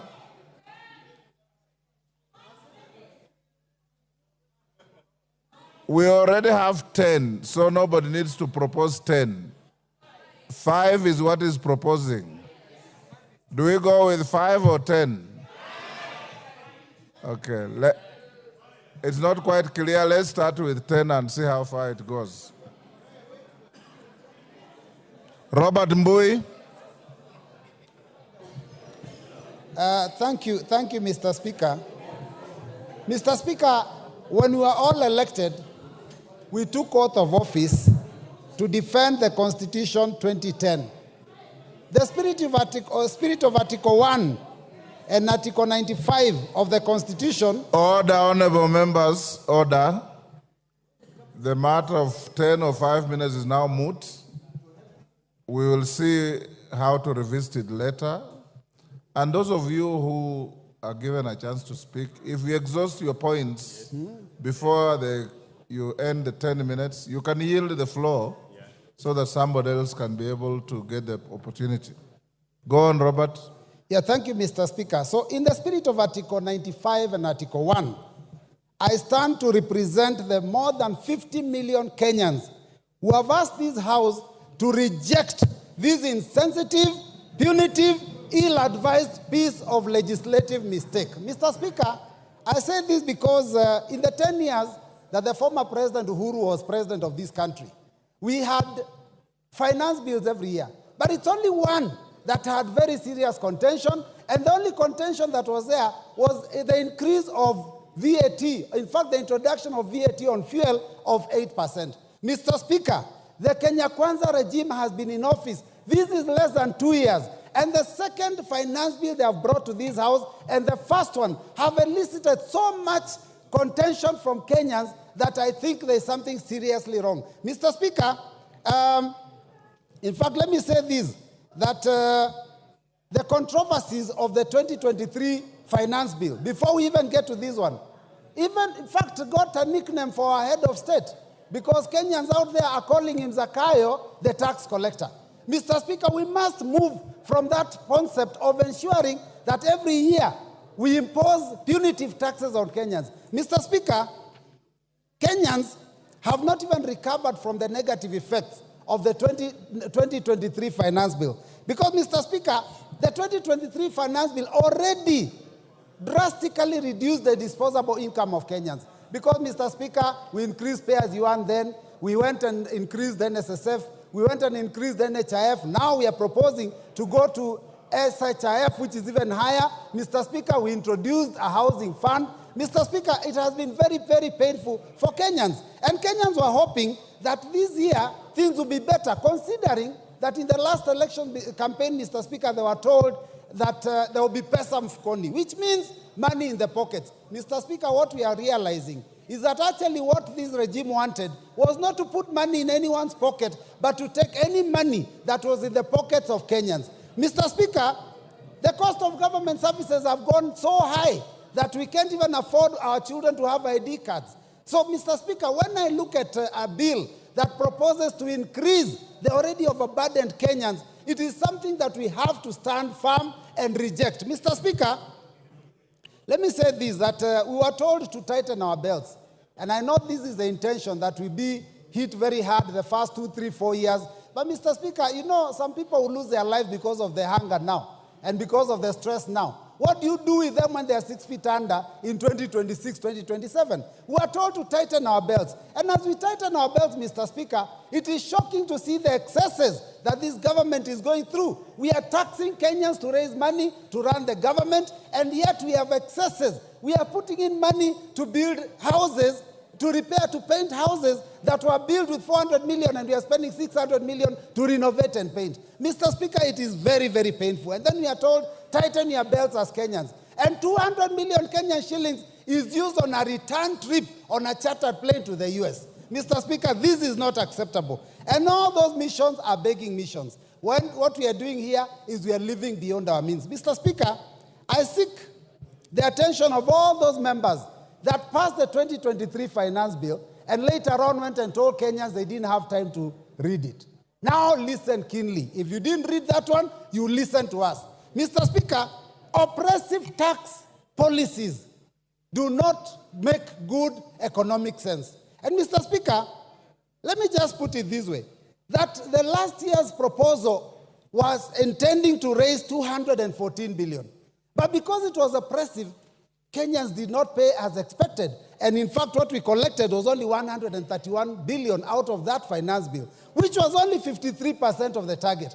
Mr. Speaker, the more burden you put on people, the more likely that they are going to look for ways to avoid that tax. So, Mr. Speaker, we have to be careful. We warned that would happen, that people would evade. You didn't listen. We warned that it would lead to job losses. Many companies left this country and are now producing elsewhere, and unemployment has gone up. We warned that the tax increase is always passed to the common man. Mr. Speaker, the hustler of this country, the Mamamboga, the border, is the one that will carry the burden. Anytime taxes go up, it is not the big fish that actually pay these taxes. Because all they do, when you increase cost of fuel, all they do is pass it on to the consumer. And the consumer is Mama Mboga. The consumer is the last man in the chain. So, Mr. Speaker, we have to be very careful. Now, the 2024 tax proposals are as oppressive as 2023. We have not even fully implemented the 2023 ones. The E-teams, now we are discussing how we are going to remove it.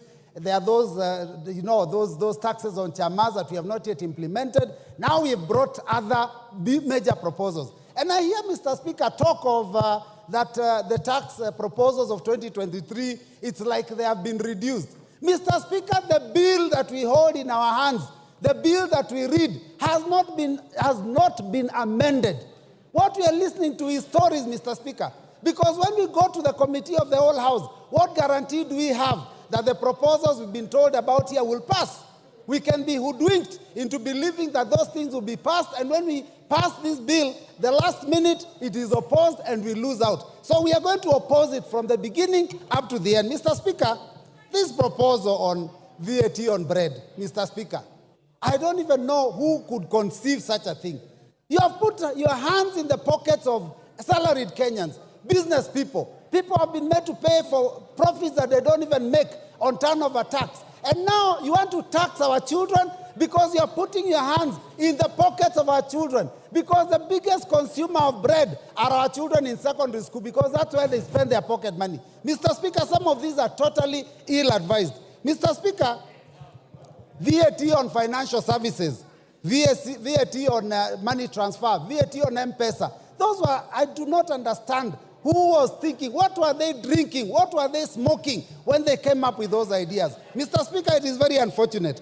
20%, 25% excise duty on edible oil, import duty. Mr. Speaker, these things, 2.5% on motor vehicles, these ideas were preposterous. But Mr. Speaker, I believe that all those proposals were actually a smokescreen. If you read the 48 laws of power, you know, smokescreen. You lead them down the wrong direction until they lose focus. What has happened is that we have concentrated on those ones that were very clear, but the real intention was to do what this committee has proposed.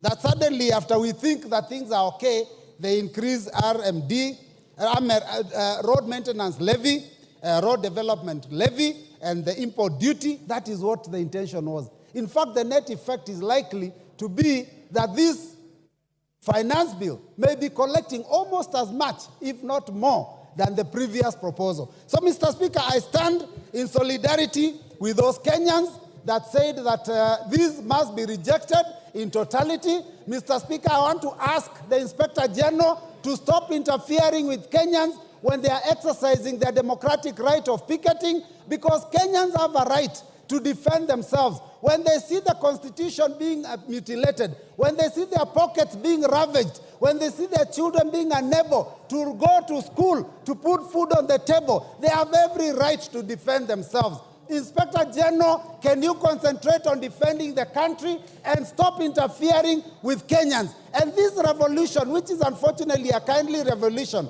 Mr. Speaker, it is unstoppable. Because when we were in the streets, you could call Raila Amolo Odinga, you could call Stephen Kalonzo Musyoka and ask them to tell the troops to go back. Who do you call when you pass this bill? So I reject and I vote, I reject. Thank you, Mr. Speaker. Thank you. Thank you. That order, Owen Bayer.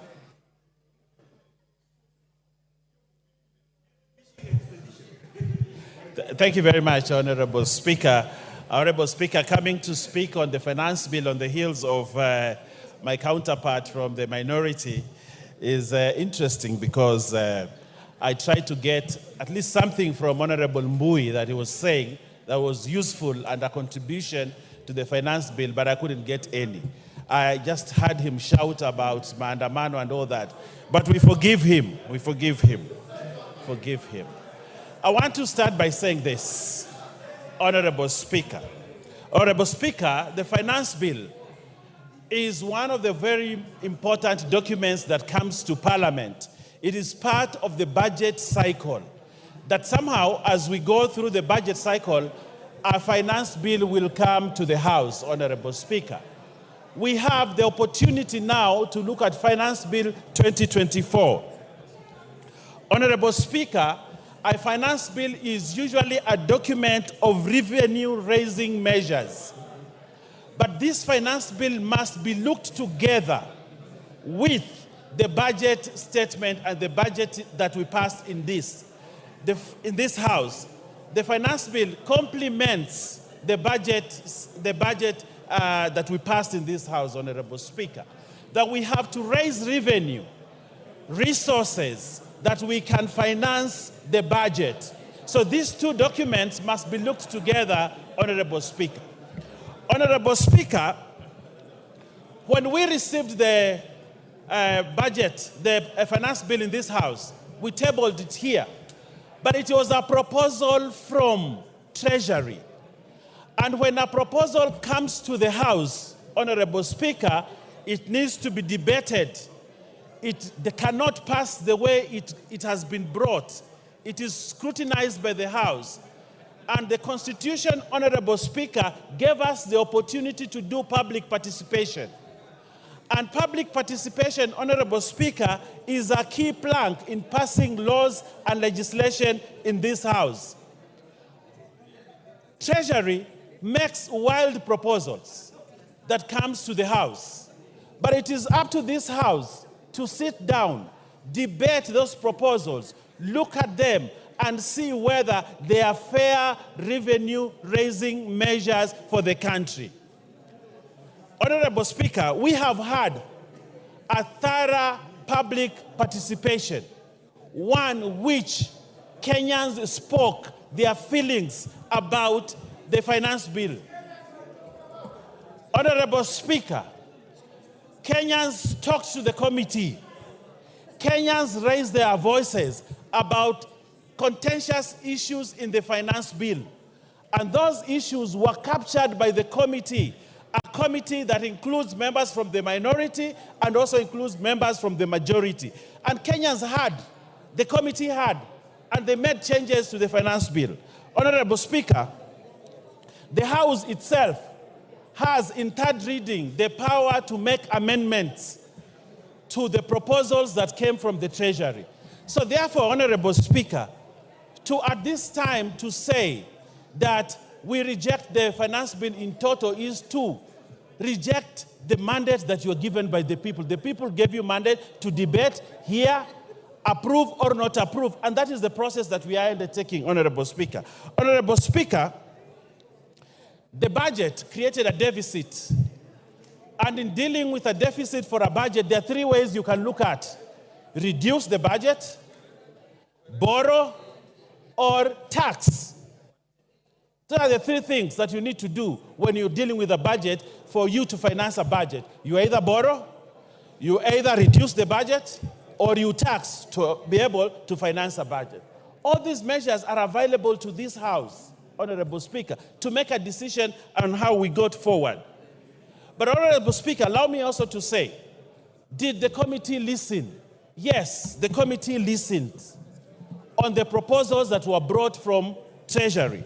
And Honorable Speaker, it is important to note that the proposals that were made, the proposals that we had from the Treasury, did not go unchanged by the committee, Honorable Speaker. And I would like, Honorable Speaker, to just note a few things. The proposal on 16% VAT on bread was dropped. And there's a proposal in the report that be dropped. That is a win for Kenyans, Honorable Speaker, that now we will not have the 16% raise on bread in the finance bill. That has been dropped, and Kenyans are safe. They can have bread, and Mui and the children in school can have bread at less than the proposal of 16%. Honorable Speaker, we had noise about the motor tax, 2.5. Honorable Speaker, it is important to note that the committee listened, and when the committee listened, they dropped the 2.5 on motor vehicle because the committee listened and now Kenyans do not have to pay that motor tax. Honorable Speaker, the eco tax that had been proposed by Treasury, the committee looked at it, studied it, and said we can only levy eco a tax on imported finished products. But for products that are manufactured in this country, they will not attract the eco tax that had been proposed by Treasury. Honorable Speaker, that is a win for Kenyans, which we might celebrate as a house because the committee listened. Honorable Speaker, there was a lot of taxation on the payslip, and the people who had loans were even suffering.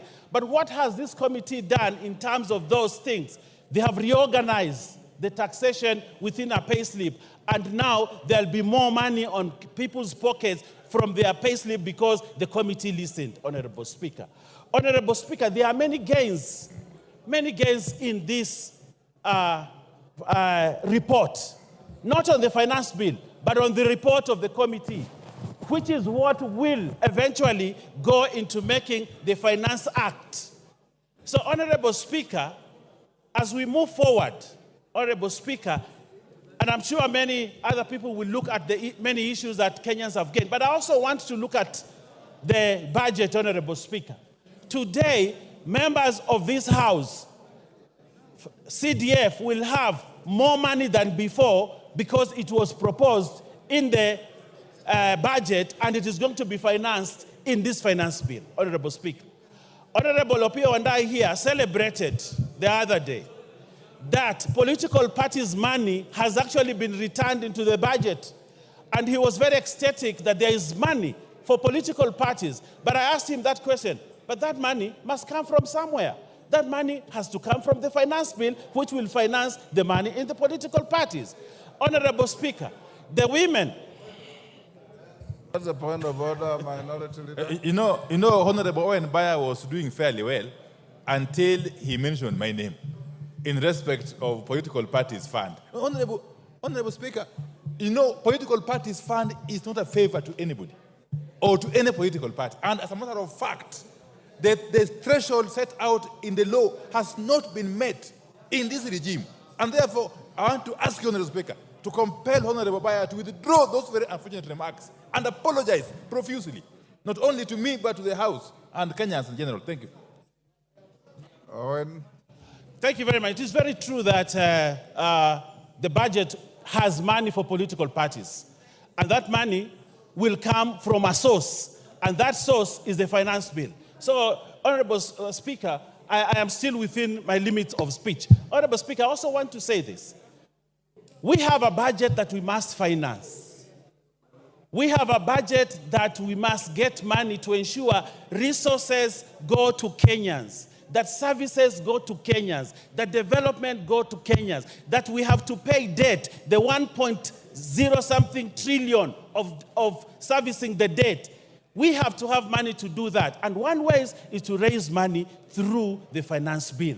Honorable Speaker, we have to make hard decisions for our country in order to make it forward. But if we want to be good people, Honorable Speaker, I read somewhere that if you want to be a good person, please go and sell ice cream. But if you want to be a leader, you have to be here and make hard decisions. Your time is up. Your time is up. You must make the hard decision to sit down.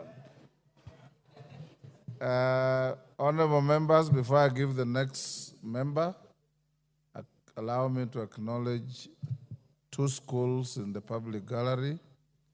Kibirisha Boys Secondary School from Bori, Meru, and Tiga High School from Mara, Tarakaniti. On your behalf and on behalf of myself, we welcome them to the House of Parliament.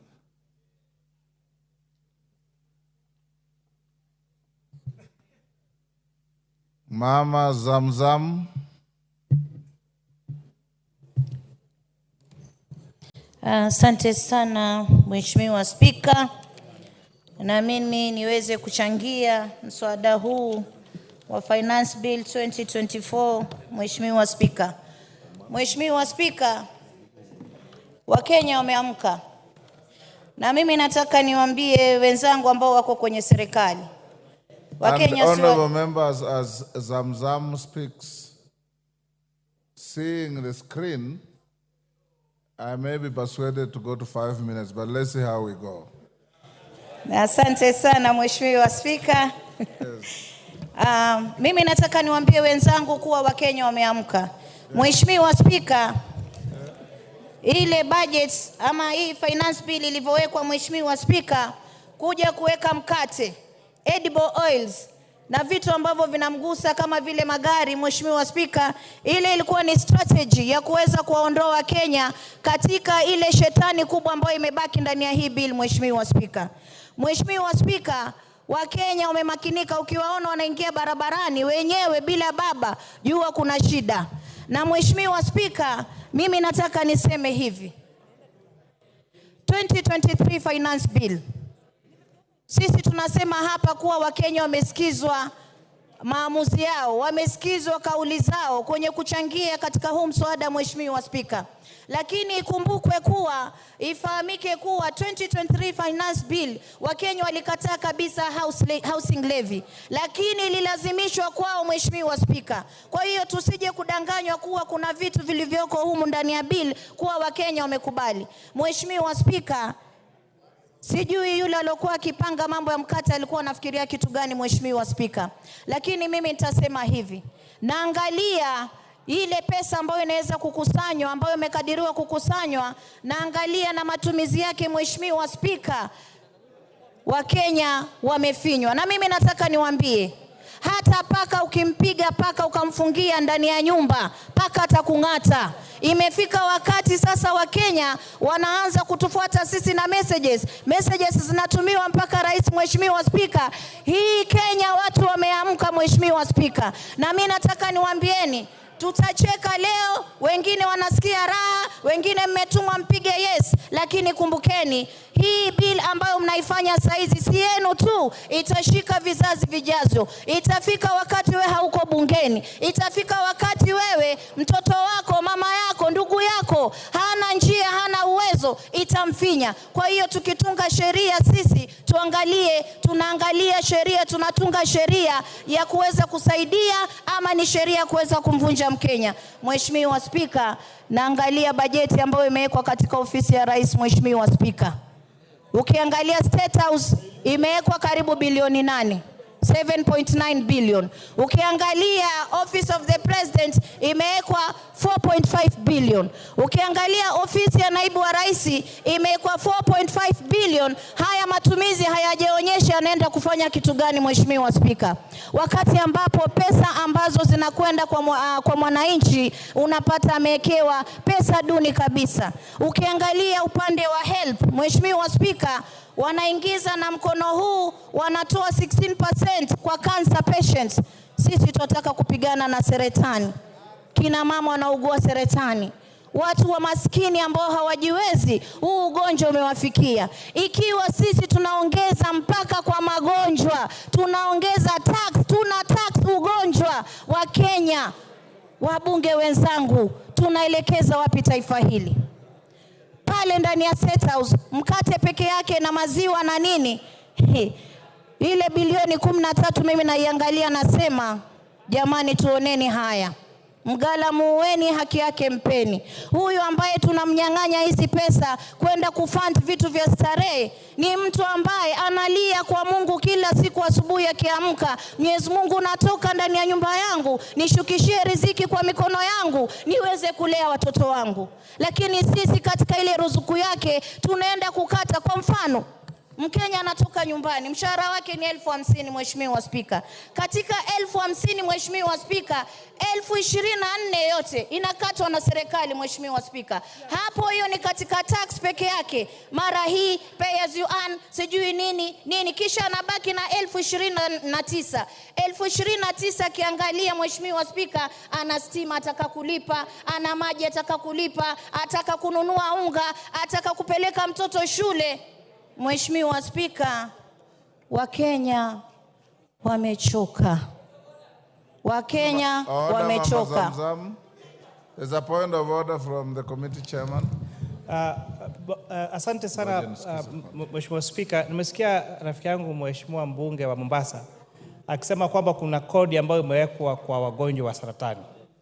Na ningetaka kwamba anieleze ni kipengele kipi katika huu mswada ambao unaongea kuhusu hiyo, kwa sababu Mheshimiwa Spika, haya mambo ya kumisinform ama kuwadanganya Wakenya kwa mambo kama hayo kwa sababu ya siasa kabisa ni makosa na haifai kufanyika. Mama Zamzam, that is a fair challenge. Order. Order. That's a fair challenge. Can you point out which... Ngoja nipe nafasi Mheshimiwa Spika, nitaiangalia kisha kipengee mahali kiko. Lakini kiko, Mheshimiwa Spika, nipigieni kelele, mimi sijali, nitawaambieni ukweli, Wakenya wanahangaika. Mmekuja hapa, mmelipwa pesa, mmepewa pesa nyingi kuja kuwa Wakenya katika bunge hili. Order. Order. Order. Order, honorable members, order. Order, Mama Zamzam. Order, Honorable Zamzam. Order, Honorable Zamzam. Order, KJ. Order, members.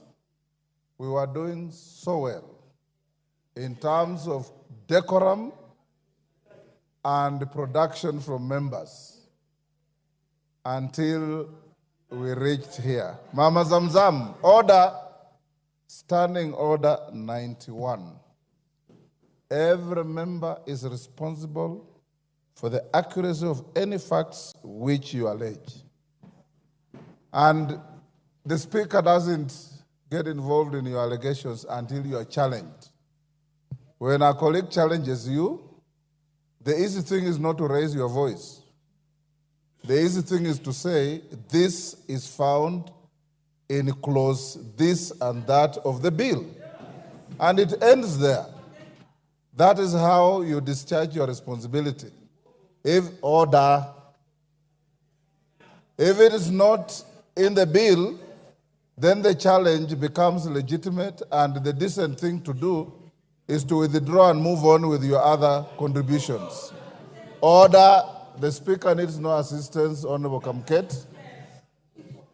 Honorable Zamzam, if it is in the bill, point out to the chair of the committee. If it isn't, just withdraw and move on with your other contributions.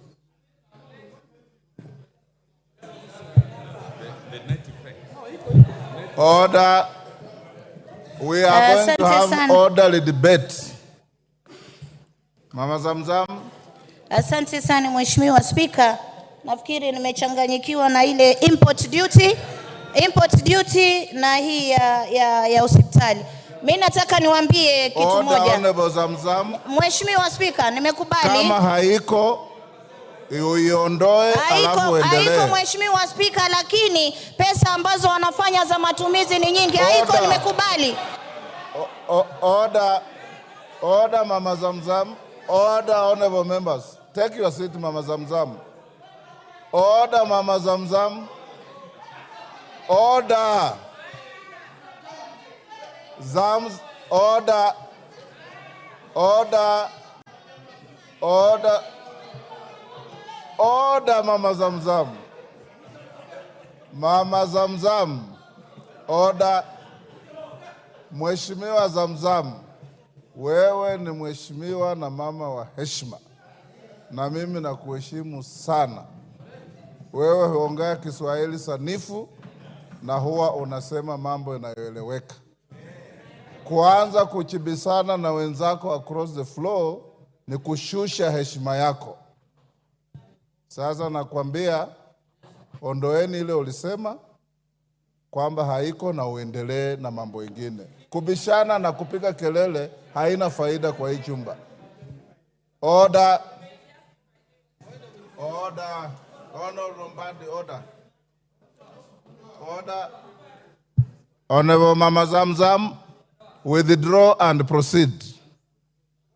Honorable Mbande wants to mislead you. Just withdraw and proceed. Order, Honorable Mbande. Give Mama Zamzam the mic. Huh? I withdraw, Mheshimiwa Speaker. Well done. Now proceed. Sasa na proceed. Lakini Mheshimiwa Speaker, watu wakija hii bunge kila mtu ametoka kwao amepigiwa kura zake, Mheshimiwa Speaker. Just proceed without complaint. Mimi hata nitalalamika kwa sababu amenitukana ule mzee na nywele nyeupe. Mheshimiwa Speaker, mimi naangalia katika hata cooking stove ya kupikia wameongeza 3%. Wameongeza 3%. Naangalia motorcycle, Mheshimiwa Speaker, wale wa mabodaboda ambao walipromisiwa mambo itakuwa shwari, tutafanya hivi, bodaboda wameongezewa 3% katika custom values. Mheshimiwa Speaker, hawa pia hata tairi ya gari ya bodaboda, ya wheelbarrow, tairi ya kushika wheelbarrow. Mulikuwa mnaweka tairi wheelbarrow iko na tairi. Wacha. Kwa fuel kama mmeongeza shilingi 9, mumeongeza kila mahali. Kama mmeongeza shilingi 9 kwa mafuta, mumeongeza bidhaa zote. Mheshimiwa Speaker, mimi nataka kuambia mgala muweni haki yake mpeni. Nyinyi mlidanganya wananchi, mkasema bodaboda, mama mboga mtakuja kuwasaidia katika jumba hili. Mmepewa laki moja. Order. Yes, Honorable KJ. What's your point of order? Mr. Speaker, I'm standing on a standing order that provides for a member to be relevant when they are debating.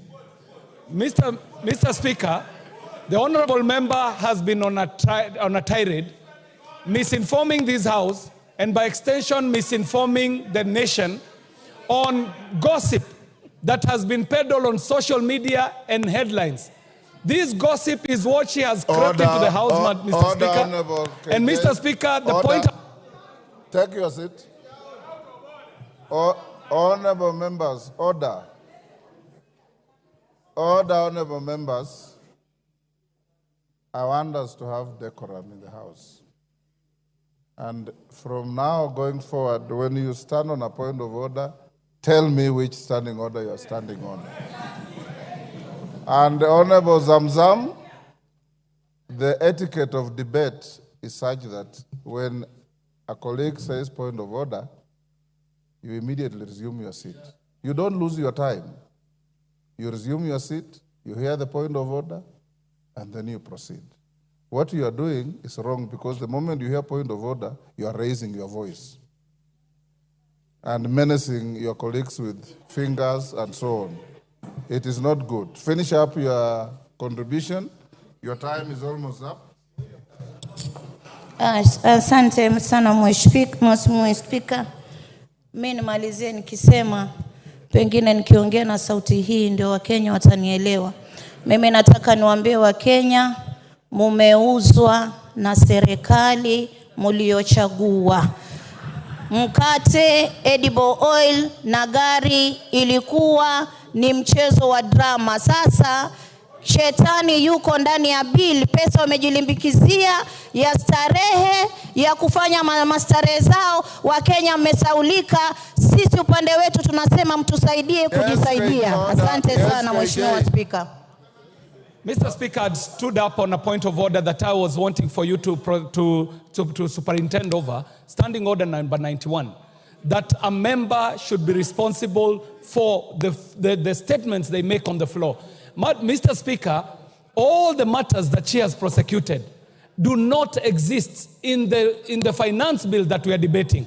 She's talking about tires. She's talking about wheelbarrows. She's talking about issues that have been canvassed here by the finance chair, where he explained very well that if a motorcycle is to be assembled in Kenya, it is not subject to some of these taxes. Order. But she is misleading the nation by making it look like this exists in the finance bill, Mr. Speaker. You Mr. made your Speaker, point. kindly find her out of order according to the provisions of our standing. Order. Thank you.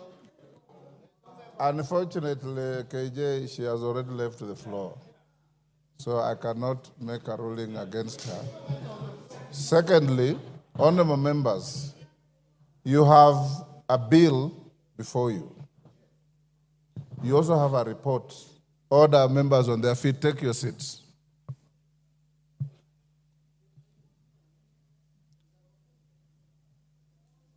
You have a bill before you. You also have a report of the committee.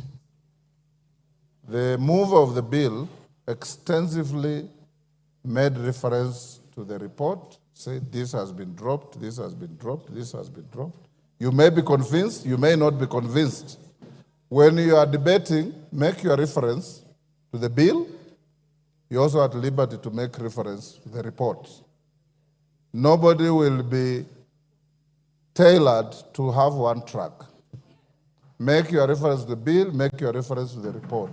What I will not allow you to do is to say things that are neither in the bill nor in the report, the way Mama Zamzam was trying to do. Wachira Karani. Thank you. Yes, Honorable Millie Odhiambo, what's your point of order? Thank you for your guidance, Mr. Speaker. Mr. Speaker, I'm just standing with a lot of due respect and concern over what you have just said. Mr. Speaker, first I want to thank you for giving us guidance and direction that we can make reference to the bill and to the report. Mr. Speaker, one of the rules of debating in this House is you can go outside those two so long as you make a link with what is in the report and what is in the bill. But when we are being told that I must speak in that narrow sense, Mr. Speaker, we are being gagged. Order, Honorable Millie. We are feeling gagged. Take your seat. Honorable Millie, nobody's being gagged. The rules of debate are very clear. You can make conjecture. You can make reference to matters known to you. But when you are challenged by a colleague, you have a duty to respond and respond relevantly. The Speaker is not here to gag anybody, and nobody will be gagged, including you, Millie. All right? Wachira Karani. Yes, Junet Mohammed. Mr. Speaker, you have guided very well, Mr. Speaker, and I want to thank you. But, Mr. Speaker, having said that, can we have... Order, Ruth Odinga. It is out of order to stand between a member on his feet and the chair. Yes. Yeah, Mr. Speaker, you have guided us very well. But, Mr. Speaker, members must know that we are debating a bill as it is. The report is giving us proposals on what the committee thinks we need to do. But the bill as it is now is not amended. So when somebody talks about 3% on wheelbarrow, 3% on mokokoteni, he is debating in accordance with the way the bill is as this morning. And the bill can only be amended here. The proposals that you did yesterday at the State House can only happen here on this floor. Those were just a press conference. So refer to the bill as it is and refer to the report. So when it is amended in the House is when those things will take effect. Thank you very much. Order. Otieno Amolo. Thank you, Mr. Speaker. Mr. Speaker, understanding Order 83, my first point, I think, has just been made by the Honorable Junet. It is important, Mr. Speaker, that the majority does not diminish debate on technicalities. Everything that the chairman said in terms of what will be amended is yet to be moved. So we are at liberty to discuss everything on the bill as it is. And in that respect, we cannot be limited. Mr. Speaker, number two, the Honorable Didmas Barasa is wearing an unparliamentary hat. Could you please guide him to be parliamentary? I'll be coming back, Mr. Speaker, on your earlier ruling on these matters but that will be later. But could the Honorable Didmak Barasa stop wearing that village hat that he's wearing here? Thank you. Honorable members, the issue of the bill before the House, and I'm sitting here listening to all of you. I listened to the move of the bill, and he said, this bill contains this, but at committee stage, I'll drop it. That becomes part of your Hansard.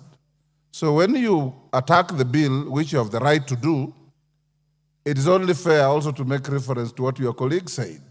You can still say, Order Wanjala, I am not giving you any CAG rules. I'm simply saying the Hansard is there to bail out people. So when your colleague stands up after you have attacked something and says, when I presented the bill, I already said this, it's legitimate.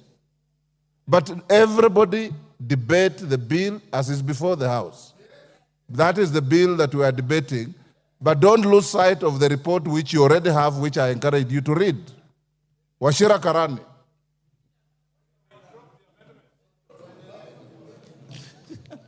Thank you, Mr. Wachira Speaker. Karani, you have the floor. Yes, thank you very much, Mr. Speaker. I thank you for giving me this opportunity so that I also do my contribution.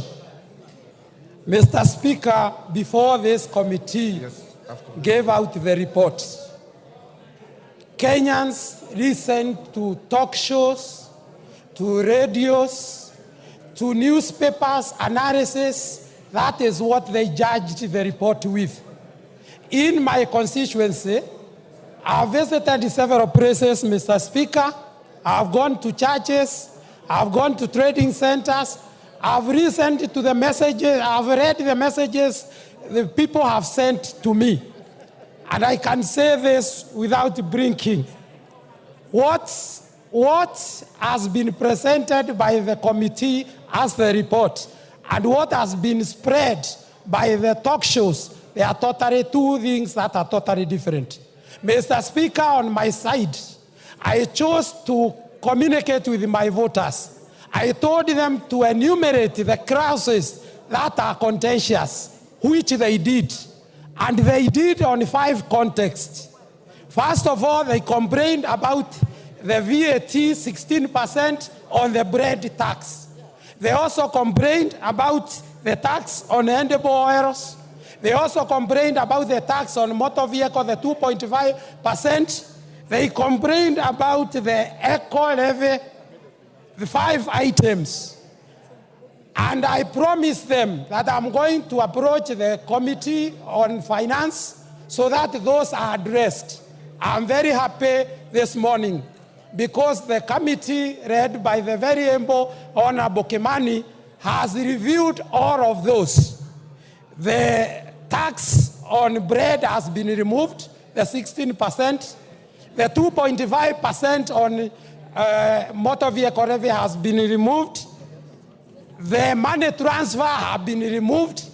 So me, as I stand, Mr. Speaker, I just want to thank the Committee on Finance for work well done, doing a thorough job, and listening to what we have communicated to them and acting of them.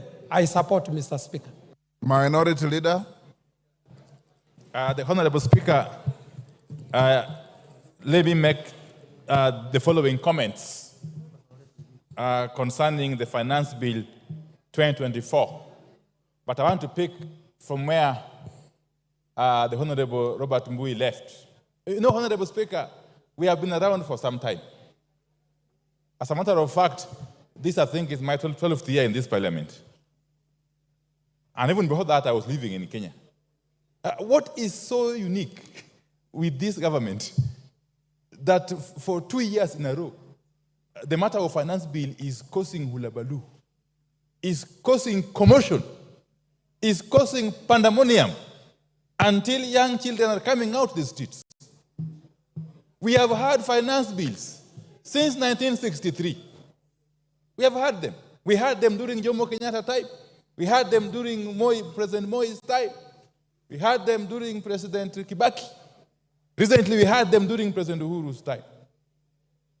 But in this regime, 2 years in a row, the finance bill is causing serious problems to Kenyans. And is exposing the regime as totally insensitive to the plight of the people. Do you want information from Kamket? Certainly no, Honorable Speaker. How can Honorable Kamket inform me, Honorable Speaker? Really, no. So, Honorable Speaker, that is the question we must ask ourselves. And then it again raises the issue. Who advises this government? Who are the real advisors? In terms of economics, in terms of finance management, leave alone politics. Politics we can deal with later. But who advises this government? Because it seems to make mistake after mistake. Mistake after mistake. Mistake after mistake, Honorable Speaker. Following the outcry that happened after the 2023 finance bill was unveiled, I had imagined, I had thought that this government would be the wiser this time around. What we see is actually a worse case. As they say, the more things change, the more they remain the same. Honorable Speaker, I have read the bill in its entirety. I have similarly read the report of the committee, chaired by my very good friend, Honorable Kimani Kuria. Honorable Speaker, if you look at the report of the committee and together with the amendments it is proposing to make on the bill, then you come to the conclusion that actually the character, the structure of the bill is actually changing fundamentally. Fundamentally. And this flies on the face of the provisions of Standing Order 48. Honorable Speaker, at some point perhaps I would be calling upon you to consider asking the chair to withdraw the bill and introduce a new one. Because the character is changing. And why is the character changing, Honorable Speaker? Honorable Speaker, under Article 201 of the Constitution, specifically 201 sub-article A, on the matter of principles that govern or guide public finance management. Public finance management. I don't know what is itching Honorable Soro. Honorable Speaker, one of the principles, some of the principles that should guide the management of public finance, openness, accountability, and including public participation in financial matters.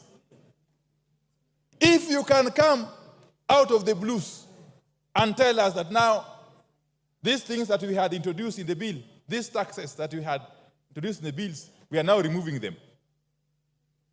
It is basically going against the principles of public finance management. You are turning a public finance bill into a personal property that you can change at whims.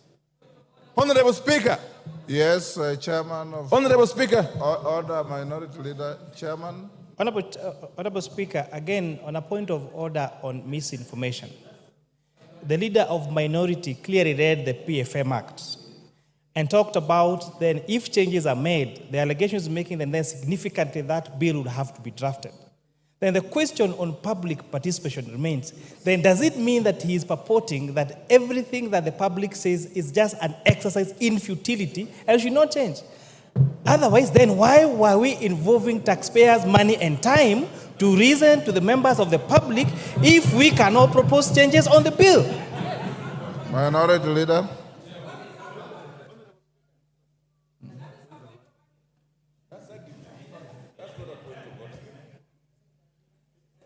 Proceed.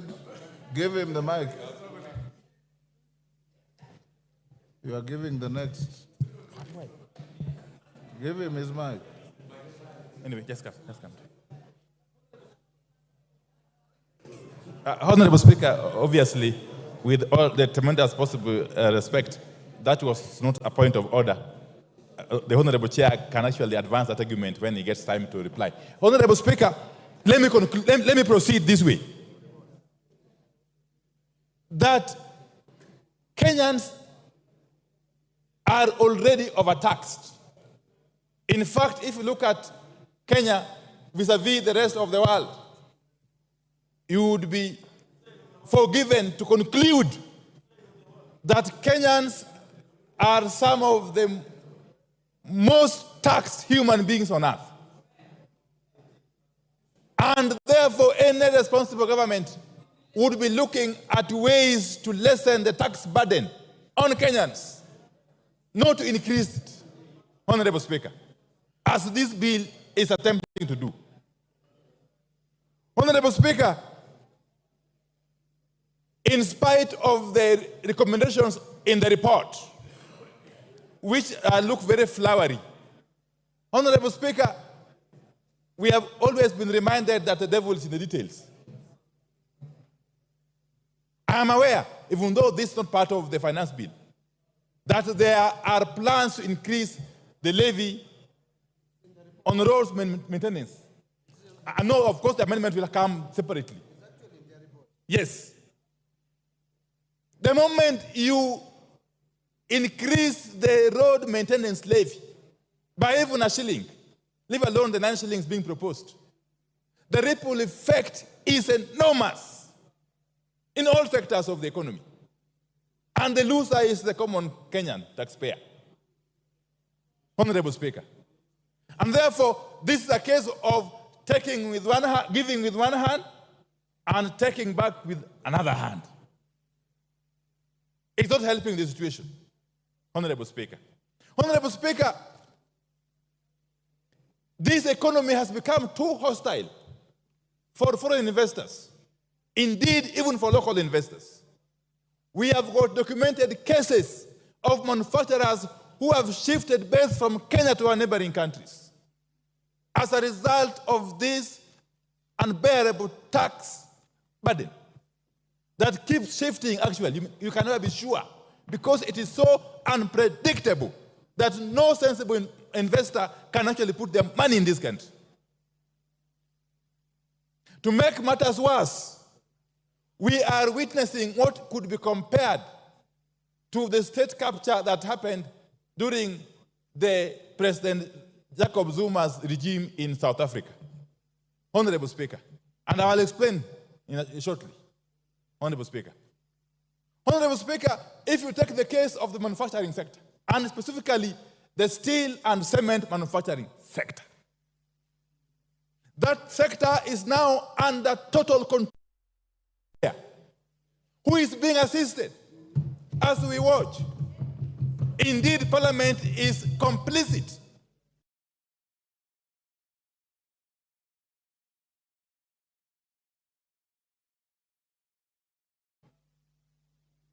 We have a case where this one particular manufacturer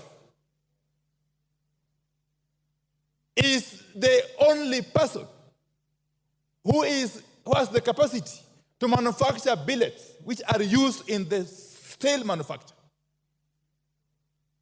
And actually clinker, which is also used in the manufacture of cement. To make it worse, this same manufacturer, who has got the support of these people, Honorable Speaker, he is compelling his competitors to buy from him raw materials. To make it worse, he is compelling them to buy at a minimum. That for you to buy from me billet or clinker, you must buy quantities worth minimum of 100,000 US dollars. And you must pay me in US dollars. And he delivers when he wants. Do you expect him to compete favorably with the rest? I will name him. It is the owner of Devki Steel Company and the owner of Simba Cement. I think his name is Guru. That one.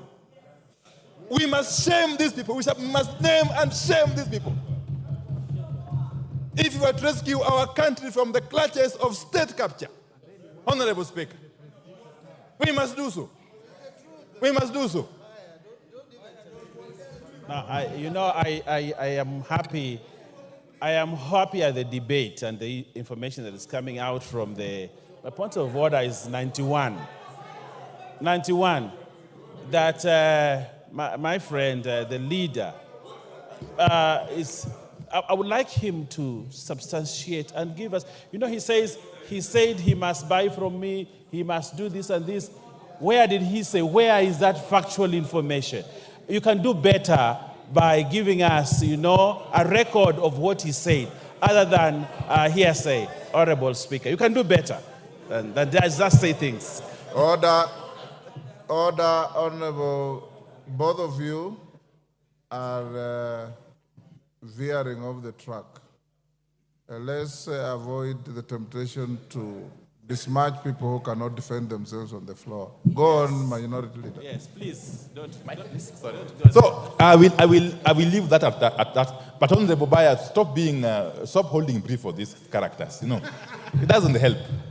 Let me tell you, from my experience in this parliament, they'll never really assist you in the constituency. Honorable Speaker, where we have now reached is a situation of helplessness. No wonder young boys and girls are coming out in their numbers on the streets and facing police truncheons and water cannon and tear gas, something which is unprecedented, Honorable Speaker. It reminds me of a play by the celebrated Professor Francis Mbuga, that is Betrayal in the City. Honorable Speaker, you are a literature person. If you read that play, I read it long You read ago. it, yes. There's a character by the name Jasper Wendu. Okay? He was in a situation, he was actually lamenting that we have waited for independence. We were hopeful for good things. Independence came. And now we have got nothing else to look up to or forward to, Honorable Speaker.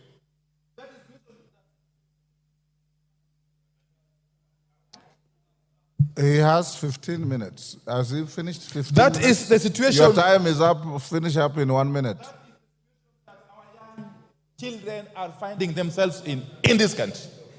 They have already lost hope. They are not seeing any hope in us as their leaders.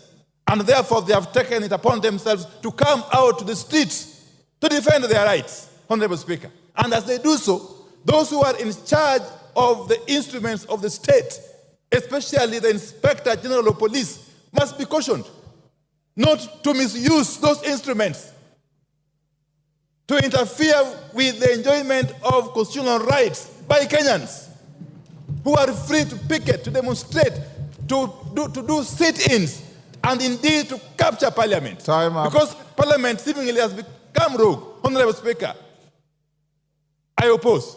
Osoro.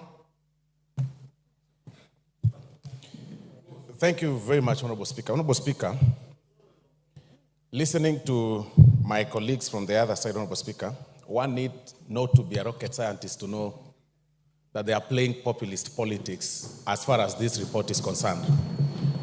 You'll be left wondering whether they are contributing to the same debate, to the report before us, or they are giving us theories and stories that are unnecessary, Honorable Speaker.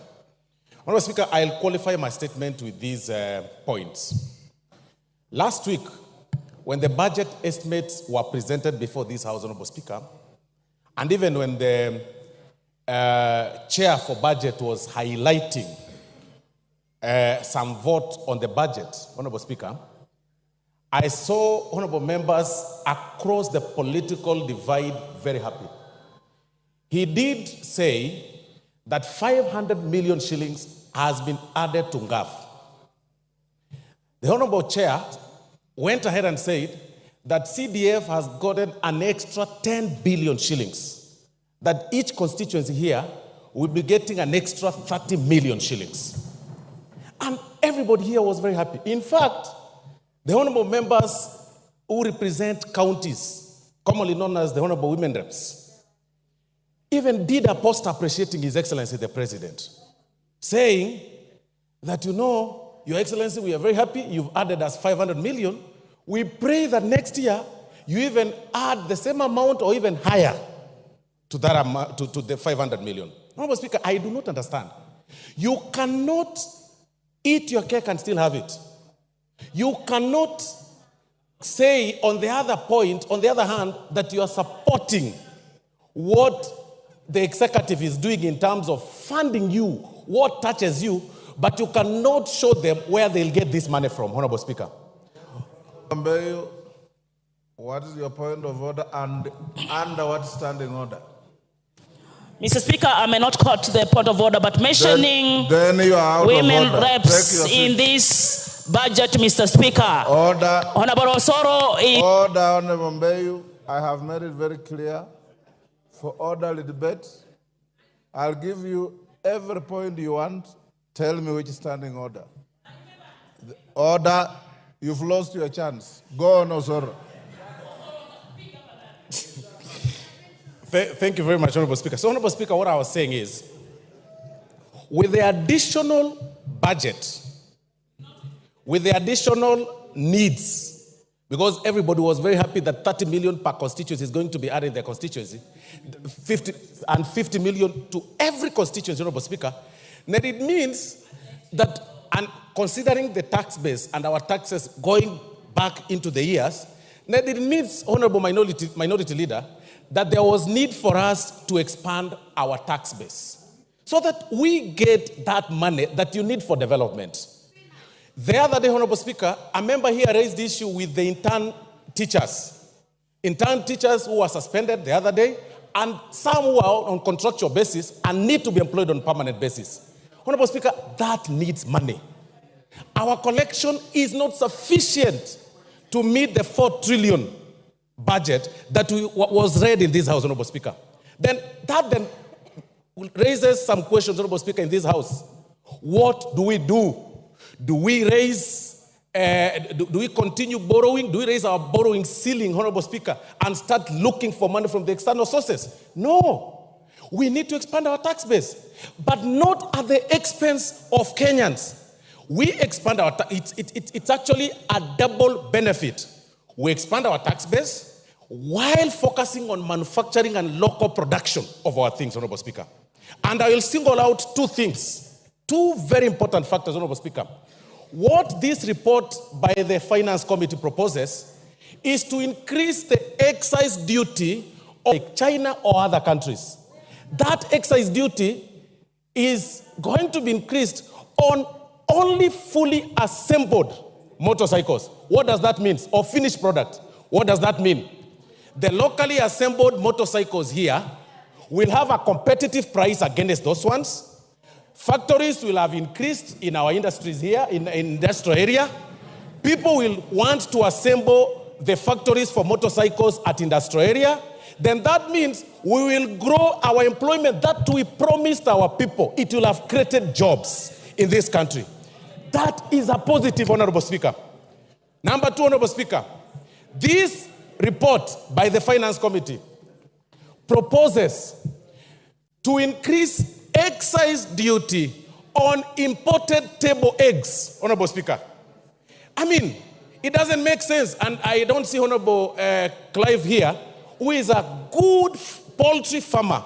He's got over 10,000 chicks that he rears in his farm and sells eggs across Gusii region, Honorable Speaker. And he can tell you, his competitors get eggs from Uganda. His competitors get eggs, import eggs from Tanzania. What does this report propose, Honorable Speaker? This report proposes to increase excise duty on the eggs imported from those neighboring countries so that we can be able to grow our local market, our local farmers, Honorable Speaker, in Muranga and including Honorable Gisairo, who is a poultry farmer, Honorable Speaker. Then on the positive side, this very report removes the excise duty on the eggs that are brought for hatchery, the eggs that are brought for production, not table eggs. When fertile eggs, and I'm being guided by Honorable Owen Bayer, they're called fertile eggs. I hope you're right. So, Honorable Speaker, Honorable Speaker, when we are debating on this report, it's important for us to also be very factual and tell Kenyans the truth. You cannot say that, on the other hand, You want Kenyans or this government to look for jobs or to create jobs. And on the other hand, you want to continue encouraging importation of goods. Can you imagine, Honorable Speaker, up to this time and era, we are still depending on sanitary pads and diapers from India and China. What does this report do? Increases excise duty on the finished product of the sanitary pads and finished product of diapers to grow the local manufacturers. That was the proposal by the Kenya Manufacturers Association, because they also complained. We listened to them, the committee listened to them, to grow them here. Have we ever asked yourself here? Kamzam, what is your point of order and on what standing order? Standing order number 83, Mheshimiwa Speaker.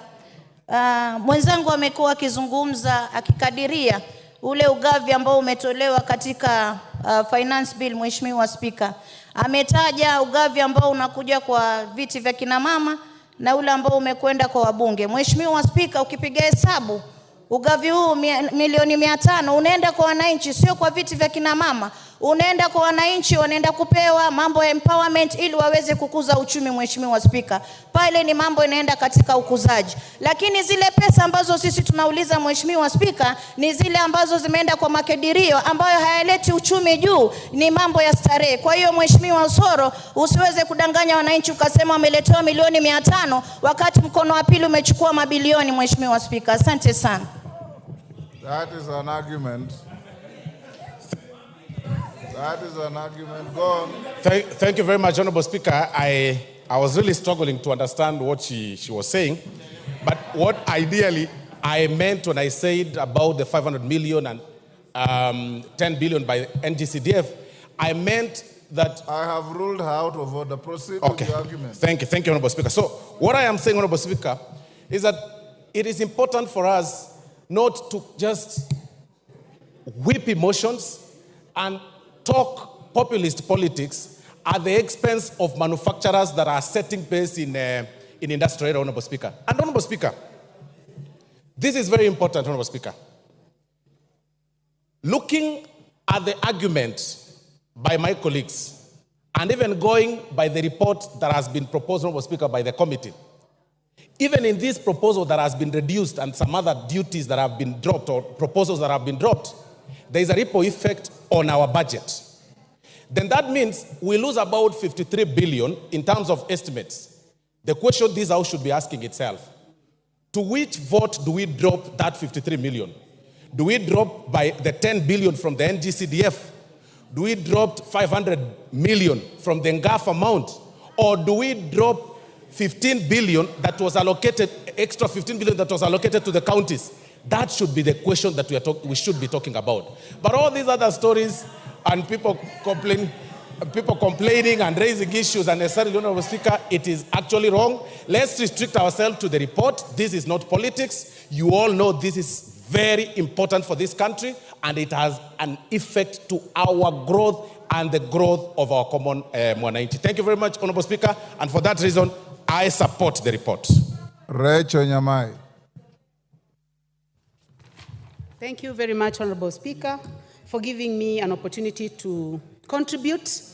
Honorable Speaker, I support this report, and I have listened, Honorable Speaker, to the chair as he moved the report, and to the vice chair, the Honorable Ambassador Benja, as he supported. And Honorable Speaker, I am convinced that I cannot be interested and very happy with the budget, and at the same time, I pretend to be unhappy with the finance bill that is supposed to fund that budget.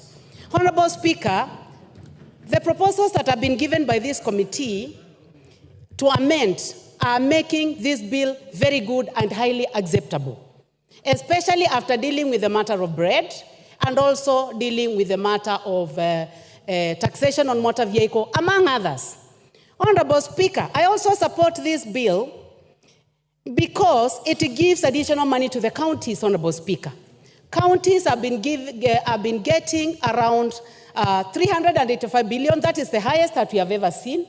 And this bill, Honorable Speaker, gives an additional money to the counties, approximately 15 billion, Honorable Speaker. I'm seated to a very sharp CPA, Honorable Bandi, and he has told me that if you are not sure of the figure, say approximately. Approximately, Honorable Speaker, 15 billion to our counties. And this money is going to our road projects, health, agriculture, markets, water. What else do I want, Honorable Speaker? I want money to go to Kitui, to Makueni, to Machakos, to Embu County, Honorable Speaker. And listening to the Honorable Cecily Mbarire, Honorable Speaker, she says that the most difficult thing to do is to raise money for the counties. On source revenue, OSR, Honorable Speaker, this bill is in the right direction to giving additional money to the counties. Honorable Speaker, this bill provides additional money to CDF, the best fund in this country. Honorable members across the divide, the best monitored, the most evaluated, the most successful is getting 30 million, Honorable Speaker, per constituency, Honorable Speaker. Members on the side where I'm seated, well, where I used to be in Azimio, members who are seated on this side, Honorable Speaker, should be the ones supporting this motion because of additional money to CDF. Because our children are going to get more money. Honorable Speaker, yesterday, I watched a girl that I've been paying fees for. Let me stick to the motion. It's standing order. Yes, Kajwang, what's your point of order? On a point of order, the gracious lady that has just spoken, the last I checked, she was in Azimio through Jubilee. Could it be that those positions have changed, or could it just be a misleading statement, Mr. Speaker? That is not a point of order. Go on. Thank you, Honorable Speaker, for your wisdom. I knew that you wanted to distract me. Honorable Speaker, I was just saying that I watched one of the girls that I pay fees for, and she was in the street, and she had written a message to me the previous day. And I asked her, you told me that it was about taxation on motor vehicle and bread. Why are you in the street? Honorable Speaker, I have just shared the video with CPA Bandi. The girl told me that she was not in the street concerning the bill, that she was doing TikTok, Honorable Speaker. And she was swinging, Honorable Speaker, very nicely. She told me that she was there because she wanted to get views for TikTok, Honorable Speaker. So, Honorable Speaker, and I'm going to show you, Honorable, she says that she cannot find the stones because the community that provides stones was missing in action. So she was wondering where the stones were. Honorable Speaker, going back to this bill, it is important to note that our finance bill for the previous year has made Kenya the 27th fastest growing country in the world, Honorable Speaker, in the world. You need to look at this Financial Times, members seated on my side, that Kenya is the 27th fastest growing country in the world because of the bill that we passed last year. Honorable Speaker, also, because of passing a good bill led by the Chair Finance, Honorable Speaker, Nairobi Stock Exchange is the best stock exchange in the world. That is not according to Rachel Nyamai. That is not according to the Honorable Speaker of the National Assembly. It is not according to the President of this country, Honorable Dr. William Samoei Ruto. It is according to the Financial Times that the Nairobi Exchange is the best in the world. Honorable Speaker, education is an equalizer, Honorable Speaker. This bill, Honorable Speaker, proposes approximately 658 billion to education. Some of us found our way here because we went to school. Our parents never saw a classroom. My own parents, Honorable Speaker, never stepped in a classroom. My father he was not literate.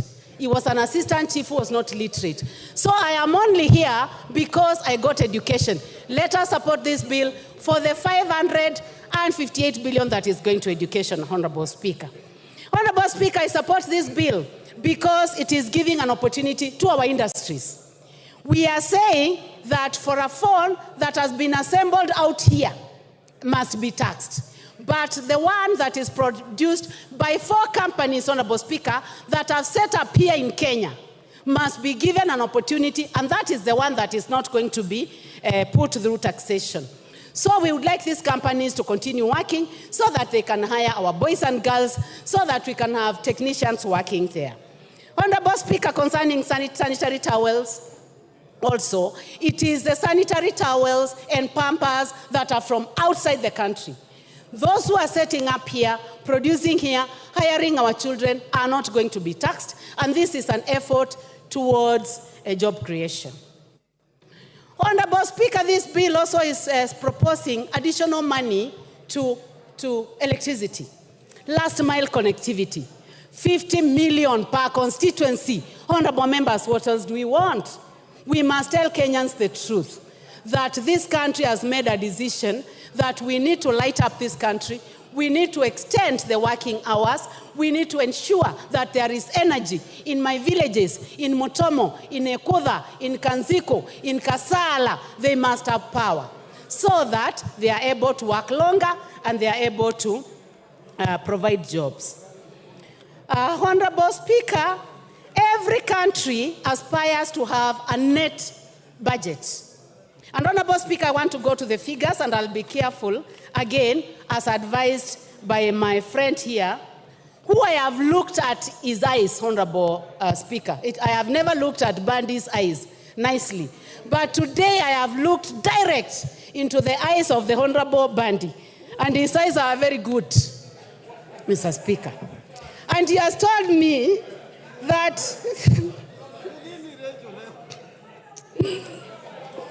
let me finish, Honorable Speaker.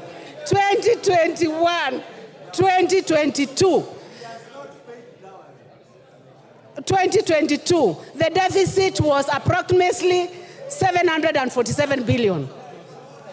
2020, 2022, 2023, Honorable Speaker, the deficit, budget deficit, according to CPA Bandy and the Chair for Finance, was 846 billion. 2023-2024, it went higher, Honorable Speaker, 908 billion. And now, Honorable Speaker, courtesy of a good budget committee, led by the Chair, Honorable Kimani Kuria, the deficit, proposed deficit, Honorable Speaker, will be 597 billion. Honorable Speaker, Honorable William Samoei Ruto is going to provide a balanced budget for this country. Watch this space. Watch this space, honorable members. He has promised to provide a balanced budget where we will not have to borrow, Honorable Speaker. Honorable Speaker, did the committee listen to Kenyans? Yes, it did. They went all over the country. That is why they have dropped matters to do with bread taxation. They have dropped matters to do with taxation on motor vehicle, among a myriad of other things. So I am calling upon everyone, Honorable Speaker, for the love of this country, for the fact that we are not only interested in... Your time is up. Cynthia Muge.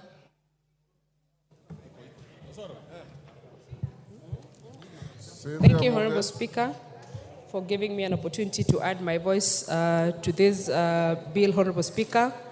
And from the onset, Honorable Speaker, I want to say that I support this bill. Honorable Speaker, there seems to be an acute insufficiency of knowledge regarding what a finance bill, Honorable Speaker. And when I heard and listened to people, Honorable Speaker, speaking about this particular bill, I actually went back to myself, Honorable Speaker, and I was wondering, is it me who doesn't know what a finance bill, or it's other people who don't know? Honorable Speaker, when you hear the running call of reject the finance bill in its entirety, Honorable Speaker, it is a very irresponsible comment to make, Honorable Speaker, because of the importance of a finance bill. Honorable Speaker, allow me to, Honorable Speaker, link the finance bill and the appropriation bill. The finance bill, Honorable Speaker, is the one that enables or actually budgets or finances the appropriation bill. And without the finance bill, Honorable Speaker, we can as well declare that we don't have an appropriation bill, Honorable Speaker. The appropriation bill, Honorable Speaker, is where all of us are going to get the monies that we need for the different projects that, Honorable Speaker, we want to run in our constituencies, Honorable Speaker. Honorable Speaker, I support this bill on many grounds, Honorable Speaker. Honorable Speaker, I am a sugarcane farmer and I represent people, Honorable Speaker, who farm cane, Honorable Speaker. And looking at the finance bill, Honorable Speaker, and reading it together with a committee report, Honorable Speaker, that proposes a removal of the cane transportation, Honorable Speaker, it has zero-rated that particular provision, Honorable Speaker. Honorable Speaker, this gives me a reason to be able to support this bill. Honorable Speaker, I come from a county that does tea farming, Honorable Speaker, and production and processing of tea. Honorable Speaker, when I read the committee proposals, Honorable Speaker, on the removal of the tea packaging material, Honorable Speaker, I am happy and I support this particular bill, Honorable Speaker. Honorable Speaker, the eco-levy has been a levy that has been up for discussion for a very long time, Honorable Speaker. And Honorable Speaker, I would want to say that the committee, or reading the committee report, Honorable Speaker, I gain better understanding of what an eco-levy, Honorable Speaker. And Honorable Speaker, I support this particular levy because, Honorable Speaker, it is clear that it is a levy that is aimed at ensuring that we have environmental conservation. Honorable Speaker, this is a bill, Honorable Speaker, that is justified. That, Honorable Speaker, if you import whatever you import as a finished product, you must as well give us some money for us to be able to manage your waste, Honorable Speaker. And this, Honorable Speaker, is a levy on imported finished products, Honorable Speaker. Honorable Speaker, there is a levy that has been put, Honorable Speaker, on onions, potatoes, and table eggs, Honorable Speaker, that are imported. Honorable Speaker, this is the true spirit of Kenya, Honorable Speaker, that we support local production and support the prioritization of locally produced goods, Honorable Speaker. It is fair, Honorable Speaker, that the farmer of potatoes in Molo, that the farmer of onions in Trans Nzoia, Honorable Speaker, that do onion production, Honorable Speaker, is given a priority. If you feel like you need to import, you must then, Honorable Speaker, be able to pay higher, a better and a bigger price. Order, Cynthia. Yes, Otienda Molo, Senior Counsel. What's your point of order? And what standing order? Mr. Speaker, I rise under standing order number 90. I have listened carefully as my colleagues on the other side are speaking. But I'm aware, Mr. Speaker, that under standing order number 90, especially 92, one must declare pecuniary interest. And I'm aware that my colleagues attended a meeting, and Honorable Soro is looking straight at me, where pecuniary interactions, this morning, were undertaken. Could any member speaking start by declaring their interest that I have pecuniary interest and then they support? Thank you, Mr. Speaker. Order, Honorable Otiende Amolo. You are grossly out of order for misreading standing order 90, misleading the House, and raising a frivolous point of order. Go on, Cynthia. Thank you, Honorable Speaker. Honorable Speaker, in my submission, I am clear in my declaration of interest that I represent people who do sugarcane farming and tea farming. Thank you, Honorable Speaker. Ignore him and proceed. Well guided, Honorable Speaker. So, Honorable Speaker, I support this bill in its entirety. And Honorable Speaker, I also want to give an assurance, Honorable Speaker, to the Honorable Robert Mbui. When he was speaking, Honorable Speaker, he was worried that what happens if we are hoodwinked in terms of the proposal that have been put by the committee, Honorable Speaker, and he has been a very good honorable member of this House. Together with myself, Honorable Speaker, we will ensure that whatever these proposals that the committee has put in regards to this bill are actually put into in the second reading, Honorable Speaker, are considered so that the people of Kenya, Honorable Speaker, can be able to benefit from this bill. Honorable Speaker, I want to compare the finance bill of 2023 and the finance bill of 2024, Honorable Speaker. Last year, Honorable Speaker, Speaker, I was pensive about the finance bill of 2023. And I want to report here today, Honorable Speaker, that I am a happy person that I took part in the passing of the finance bill of 2023, as hard as it looked, Honorable Speaker. And I am happy, Honorable Speaker, because some of the provisions that were put in place by that finance bill last year, Honorable Speaker, are finally bearing fruits, Honorable Speaker. You remember, Honorable Speaker, that there was an issue about the clinkers, Honorable Speaker. This year, Honorable Speaker, this country has a clinkers factory in Turkana, Honorable Speaker, that is able to produce clinkers and has reduced its importation, Honorable Speaker, by close to 90%. Honorable Speaker, if that is not a win in the last year's financial finance bill, I don't know what is, Honorable Speaker. Honorable Speaker, on the issue of importation and hiking or putting the taxes on importation, Honorable Speaker, we are simply saying, Honorable Speaker, that let us be able to consider the Maxis and the Yana of this country, Honorable Speaker, that are produced locally in terms of tires, as opposed to, Honorable Speaker, the Michelin and the Bridgestone, Honorable Speaker. And Honorable Speaker, this is not barring anyone from using them. It is actually saying, let us just promote local, because these ones are going to be more affordable. But if you're a person of means, Honorable Speaker, and you feel like your class is Bridgestone, you can still go ahead and do the same, Honorable Speaker. So, Honorable Speaker, I support this particular bill, and Honorable Speaker, listening to Opio and I, the Honorable Able Minority Leader, Honorable Speaker, he says that this government has made mistakes after mistakes. And Honorable Speaker, I want to say this. If the results of the mistakes after mistakes that have been made by this government is the exchange rate going, the Kenya shilling doing better, Honorable Speaker, I am proudly associated with the mistakes that have been made by this country. Honorable Speaker, if the mistakes include the ease of doing business, Honorable Speaker, in this country that is growing better every day, I want to say that I'm proudly associated with the mistakes that have been made by this government, Honorable Speaker. And I continue to support it because, Honorable Speaker, we are going to have a better future, we are going to have a better economy, we are going to have better things that are going to come out of this finance bill, Honorable Speaker. So I support it in totality. Honorable Speaker, just to speak to the Gen Z, I hear they have been referred to Gen Z, Honorable Speaker. I want to appreciate that particular generation, Honorable Speaker. And when you look at young people fighting for their rights, fighting for their space in person, Honorable Speaker. And if you noted, Honorable Speaker, they did not spoil or go and vandalize any shops in this town, Honorable Speaker. They were picketing in peace, and they were actually showing us place cards, Honorable Speaker, showing what they wanted.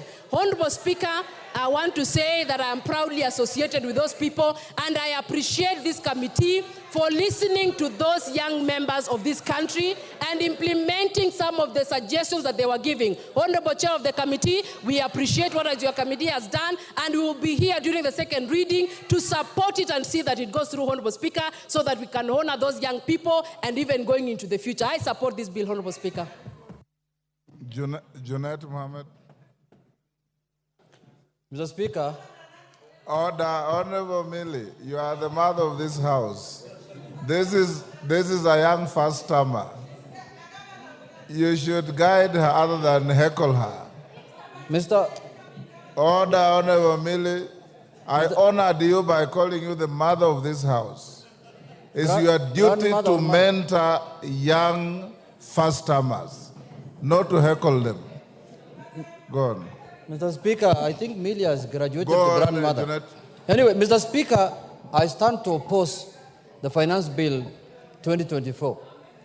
Mr. Speaker, when this bill landed in the House, Mr. Speaker, and it was tabled for the first reading, Mr. Speaker, and I took a copy of it, Mr. Speaker, I said this bill, I'm sure, was not made on earth. It must have been made somewhere else, Mr. Speaker. Because no human being can sit somewhere and craft that kind of bill, Mr. Speaker, for people who live on this earth, Mr. Speaker. Why do I say, Mr. Speaker, so? Mr. Speaker, the bill was attacking a human being from all sides, from his stomach, from his head, from his legs.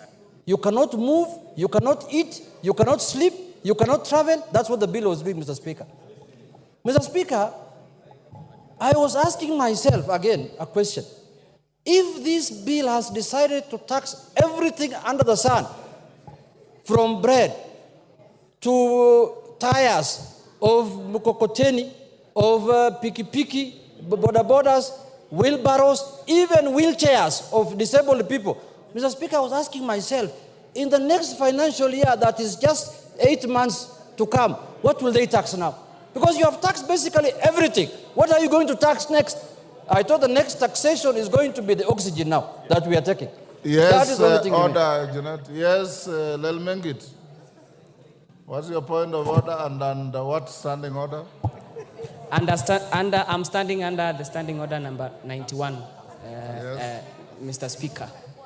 I want Honorable Junet to substantiate that we are only putting levies on imported assembled motorcycles, not locally assembled and not locally manufactured, so that the Kenyans out there can know, can know the truth, Mr. Speaker. Thank you.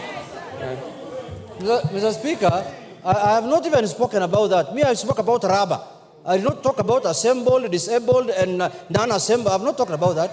You must be in a different house than me. You must be in Wasingishu County Assembly or something, Mr. Speaker. Mr. Speaker, to proceed with my point of argument, Mr. Speaker, if this bill was done the way it was done, without the input of serious government technocrats, Mr. Speaker, then it has proved to me that this government lacks technocrats. What it has also come to prove is that when we were campaigning, this government said they have a plan. And they put everything that is flowery, that is good in that plan. But I can see now what is happening in this country is to govern this country without a plan. Because there is no plan that can recommend this kind of finance bill, Mr. Speaker, or not. It is a process now. The process now the government or the regime has entered is to govern without a plan. And I think the people who have been entrusted to develop these bills, to bring it here, those people really want to bring down this government. And it is coming down slowly. And so, I mean too fast. Mr. Speaker, you cannot, I want to tell my colleagues and members of parliament here, where the rubber meets the road is this house. The bill can be manufactured anywhere. It can be manufactured inside a bar, inside a hotel, inside your home, but in the end, it has to be passed here. And that is why they say there is no taxation without representation. Now, it is us, members of parliament, who will be held responsible for taxing Kenyans, not the authors of the bill. Those people, they will be found nowhere. The people whose the question will be put to them, as many of that opinion say aye, as many of that opinion say nay, it is us. Today, we have an opportunity to stand with the people of Kenya, to defend the people who elected us. Today, against harsh taxation, against imposing taxation that is going to make them, Mr. Speaker, you are taxing bread, the stomach of someone. You are taxing rubber, the mobility of someone. You are taxing money transfer and money services. People cannot afford anything to buy because the money will be expensive. What else has remained other than death now? Somebody just has to die now. Nothing else has remained. But Mr. Speaker, I want to say this. Taxation must be, we know the general principles of taxation, Mr. Speaker. The general principles of taxations are known. Myself, I've interacted with the finance bill now for the 11th or 12th time, Mr. Speaker. The tax must be equitable, must be simple, must be efficient. Now, we are, before last financial year and the other year, we were discussing, for example, I-tax. Now, today, we are coming with E-teams. Tomorrow, we shall come with K-tax. Mr. Speaker, how many times are we going to change the process of taxation in this country? We are discussing here economic growth. You want to tell me this kind of bill will enhance economic growth in this country? Is that what you're telling Kenyans? Mr. Speaker, let me say this. Yes, Honorable Junet, there's a point of order from Kamket. Under what standing order? Mr. Speaker, I rise under standing order number 176. And Mr. Speaker, just a moment. The Honorable Junet has spoken very vehemently against the bill. He has powers under standing order number 176. I have read the report of the committee, and there is no dissenting opinion. the members from the minority side have supported this bill. His own members that he, as the minority whip, has nominated to the Finance Committee. If he is true to his word, can I challenge him, Mr. Speaker, to exercise his powers under Standing Order number 176 to de-whip those members? Unite. Mr. Speaker, you see, we are now on the plenary of the House. We are not in a finance committee. And the decision of the bill will be made on the floor of this House, not in the committee. But I know where Honorable Kamket is coming from. I know when you collect cattle, you share with everyone. But now this is different, Mr. Speaker. We are in a different scenario. Now we are in the floor of the House, Mr. Speaker. We are not dealing with cattle.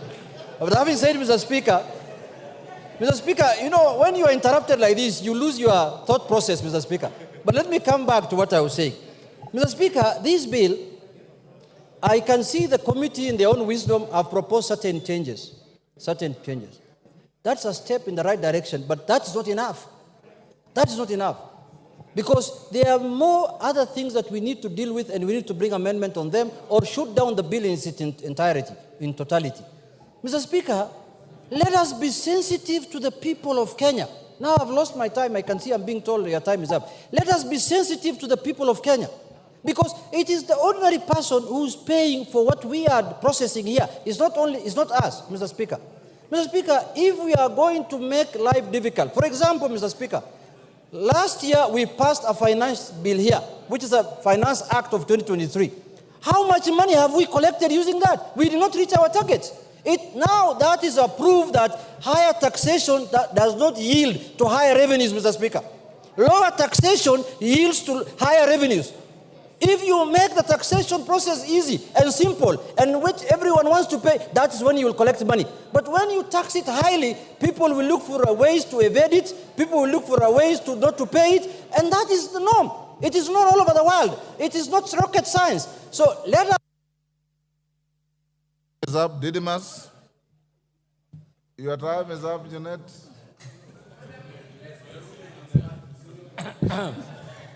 Didymus. Thank you, Mr. Speaker, for giving me this opportunity also to add my voice on this very important bill, the Finance Bill 2024. Honorable Speaker, in making a decision as to whether I support or oppose, I am guided by three things. First, that is very important, and the country must understand this, Honorable Speaker. There is no country across the world that has developed without the support of the local manufacturers. We have been lamenting for very many years, Honorable Speaker, that Kenya as a country is one-way traffic. We are only importing. Mr. Speaker, it is a fact that we have manufacturers who have set up their factories in our country. They have just employed less than 5 people, and what these manufacturers do, they just import finished products to distribute, yet they get all the support from the government of Kenya and from the taxpayers, Honorable Speaker. The second thing that is very important, Honorable Speaker, is that the problem that this country is facing, and it is a time bomb, Honorable Speaker, is lack of employment for the surging young population of this country. The government alone cannot absorb millions of Kenyans who are job seekers. The private sector plays a pivotal role in ensuring that we have employment opportunities so that Kenyans can have the bargaining and the purchasing power to put food on the table, Honorable Speaker. So the private sector should be supported. I heard the leader of minority speak about that this country is only favoring a few individuals who are trading in cement, who are trading in steel. Honorable Speaker, I want to ask and to urge the leader of minority, Honorable Pio and I, who is my very good friend, that he has an opportunity to set up a steel factory in this country. He has an opportunity to set up a cement manufacturing factory in this country. He has an opportunity, Honorable Speaker, I know that prior to the last general elections, they had so many meetings with the business community of Dubai, business community of Qatar, and Honorable Opio and I, you have got every reason to set up a factory, run it the way you want. You can even say that for you to buy from this factory, you must be wearing a black suit. Nobody will take you to court, Honorable Speaker. The third thing that is very important that made me to support this bill, Honorable Speaker, is because when those proposals were first being debated across the media houses in this country, there are a number of things that came out, and those things were punitive to the Kenyans, Honorable Speaker.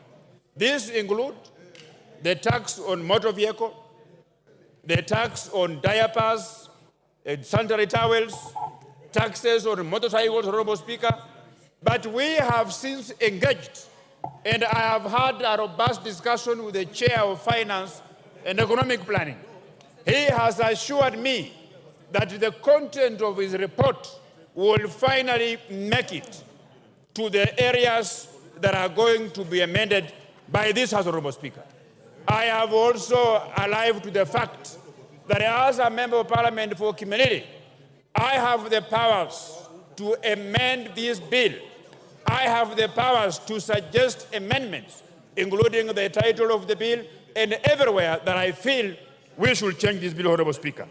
Honorable Speaker, this bill, read together with the report, and of course also annexed on that level with my intelligence of proposing amendments to make it better, I am convinced that we are going to protect the local manufacturers. Kenya as a country, Honorable Speaker, we have been lagging behind. That even we import toothpicks, something that is made with a very low technology. That we have been importing diapers, something that even Junet Mohammed can set up a diaper manufacturing farm in Migori, Honorable Speaker. So what we are simply saying, we are saying that the rich people of this country, the very many associations that can access funding from banks in this country, that this bill is giving them an opportunity to become entrepreneurs so that they can set up factories that will be able to produce things that have been zero-rated, and they will have a competitive edge against those manufacturers who have been importing things in this country, Honorable Speaker. Honorable Speaker, we have had a discussion with the ladies of this country. I have had a discussion with girls and women from my constituency.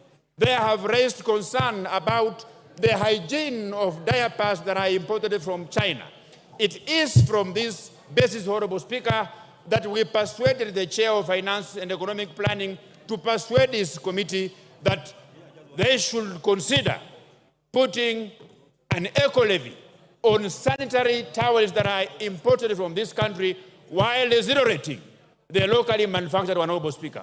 Honorable Speaker, by passage of this bill, I am convinced, I am energized to look for money and set up a factory in Kimilili, a factory that will produce sanitary towels, a factory that will produce diapers, a factory that will produce toothpicks, Honorable Speaker, a factory that will produce tires, Honorable Speaker. Honorable Speaker, I have listened to the members of the other side vehemently oppose this bill, and they are saying that this bill proposes increase in taxes for tires of even the wheelchairs, for tires of wheelbarrows, for tires of motor vehicles that are used locally by very many people, Honorable Speaker. Honorable Speaker, I don't blame them. You know, reading is not very easy. This finance bill, the report that the chair budget and his team produced is voluminous, Honorable Speaker. And I'm not just blaming them, but because, you know, for you to read, you must be committed. So I challenge them to go down and read the report. And even if the chair of Finance and Economic Planning has proposed those changes that include zero-rating tires, that includes zero-rating eggs, that includes, Honorable Speaker, zero-rating locally assembled motorcycles. I want to tell this House that we have all the powers to even propose similar proposals, so that by the time when we will be coming here on third reading, then if those proposals will not be put forward by the committee, then each one of us, we have the powers to move ahead and come up with those committees, Honorable Speaker. Honorable Speaker, this bill, we have been grappling with the problem of unemployment in this country. There are very many factories in this country, Honorable Speaker. This bill is going to put a stop on people whom I can refer to them as conmen. These are industrialists who set up industries in this country, but they don't manufacture anything. They don't employ anybody. They just employ an accountant who processes things from foreign countries to come here and distribute them. That is why the Finance and Economic Planning Committee was intelligent enough to say, locally assembled. So even if you will import parts, you will bring in various parts, but there is evidence that you are assembling, that you require to employ a Kenyan to assist you in assembling, that you require to employ another Kenyan to assist you in cost estimation of those parts. Honorable Speaker, that is why I stand here today as a member of Parliament for Kimilili, exercising my constitutional powers and authority, that I have the powers to amend each and every section of this bill, Honorable Speaker. And being alive to the fact that the reason why the people of Kimilili brought me into this house is to ensure that the road from Rashid to Chepkwabi is tarmacked, Honorable Speaker. Is to ensure that we have a Huduma Center that is fully equipped and functional in the Kimilili constituency, Honorable Speaker. That I ensure I source for funds to tarmac the road from Maini to Kapsokon, Honorable Speaker. For those very reasons, Honorable Speaker, I stand here as a proud Kenyan, as a proud member of Parliament, supporting this bill, and I want to assure the Kenyans who are listening to me that if there is any section of this bill that is further punitive to them, I will bring amendment. You don't throw the baby in the bathwater. For my members of the opposition, Junaid Mohammed, you presided over a regime in the last Parliament that committed serious financial atrocities. You don't speak for Kenyans. The people who speak for Kenyans are the government, are myself. When you speak, the country bleeds. When I speak, the country listens. I thank you, Honorable Speaker, and I support. Commissioner Makau. Thank you, Mr. Speaker. From the onset, Mr. Speaker, let me say I thank you for giving me this chance to voice my sentiment on this. Where's Nzengu? What's your point of order and under what standing order? I rise under standing order number 1. It is not available to you. That is for the Speaker. I just seek a guidance from you, Mr. Speaker. Yes. Looking at the interest of members, I wanted to implore you to allow the cards not to be removed over lunch hour so that we can continue in the afternoon. Thank you, Mr. Speaker. Okay, Mark. So that you don't lose your slots. That is a fair request. And the house will be guarded by the sergeant, so if your cards are left in the slots, they'll be safe. Yes. Thank you, Mr. Speaker. I will restrain myself on the Finance Bill 2024. Mr. Speaker, I was very optimistic when I was going through this bill. Mr. Speaker, I had thought this government is going to redeem itself, given that the bill 2023, Kenyans underwent serious suffering, given that arose from the proceeds of the 2023 bill. Mr. Speaker, when I looked at this bill, I really wondered. Mr. Speaker,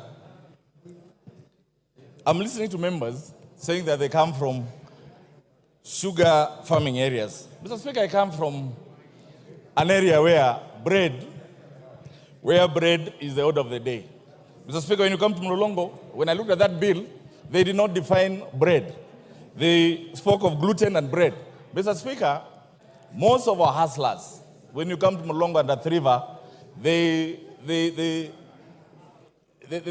trade on bread in terms of mandazi, in terms of samosas, and that kind of stuff. So, Mr. Speaker, when I saw this proposal of 16%, Mr. Speaker, being proposed the bread to be subjected to VAT, it broke my heart.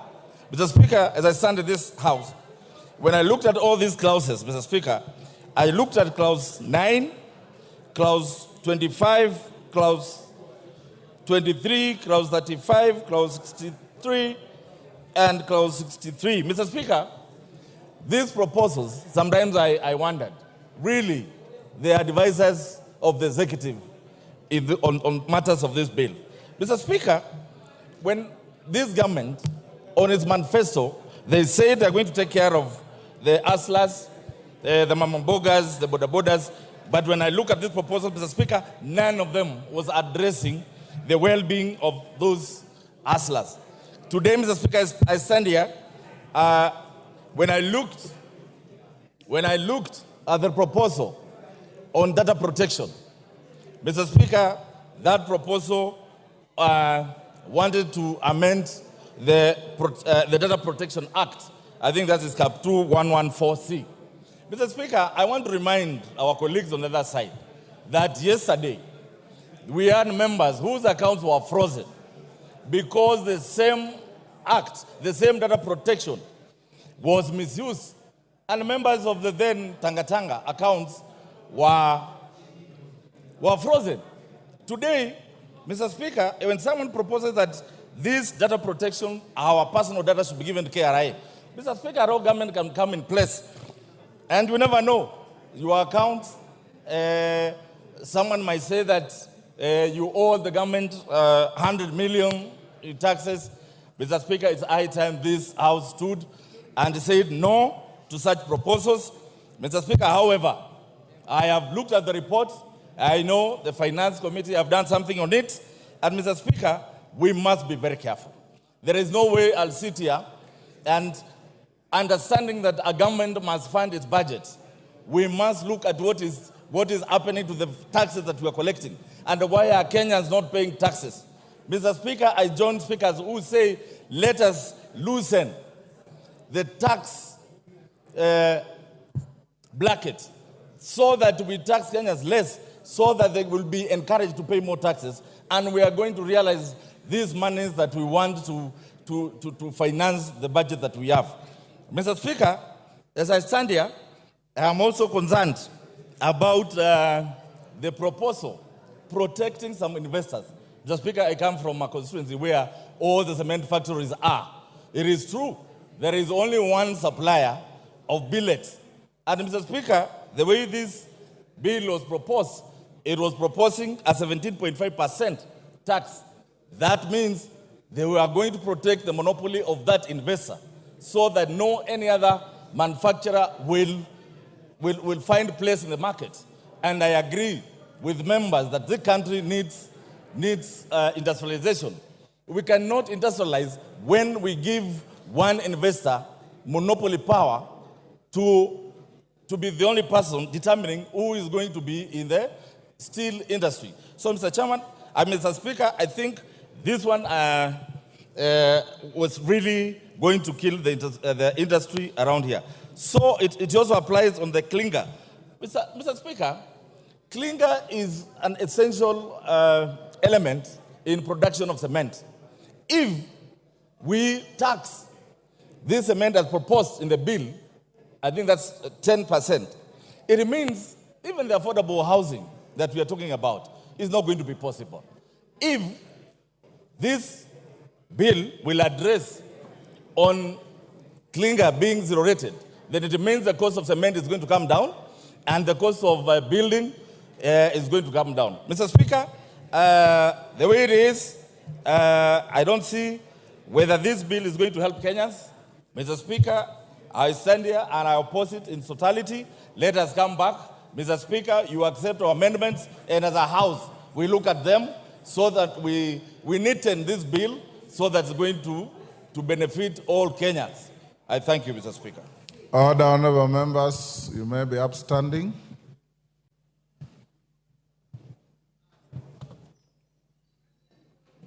Honorable members, it's now 1 p.m. The House stands adjourned until this afternoon, Wednesday, 19th, 2024, at 2:30 p.m.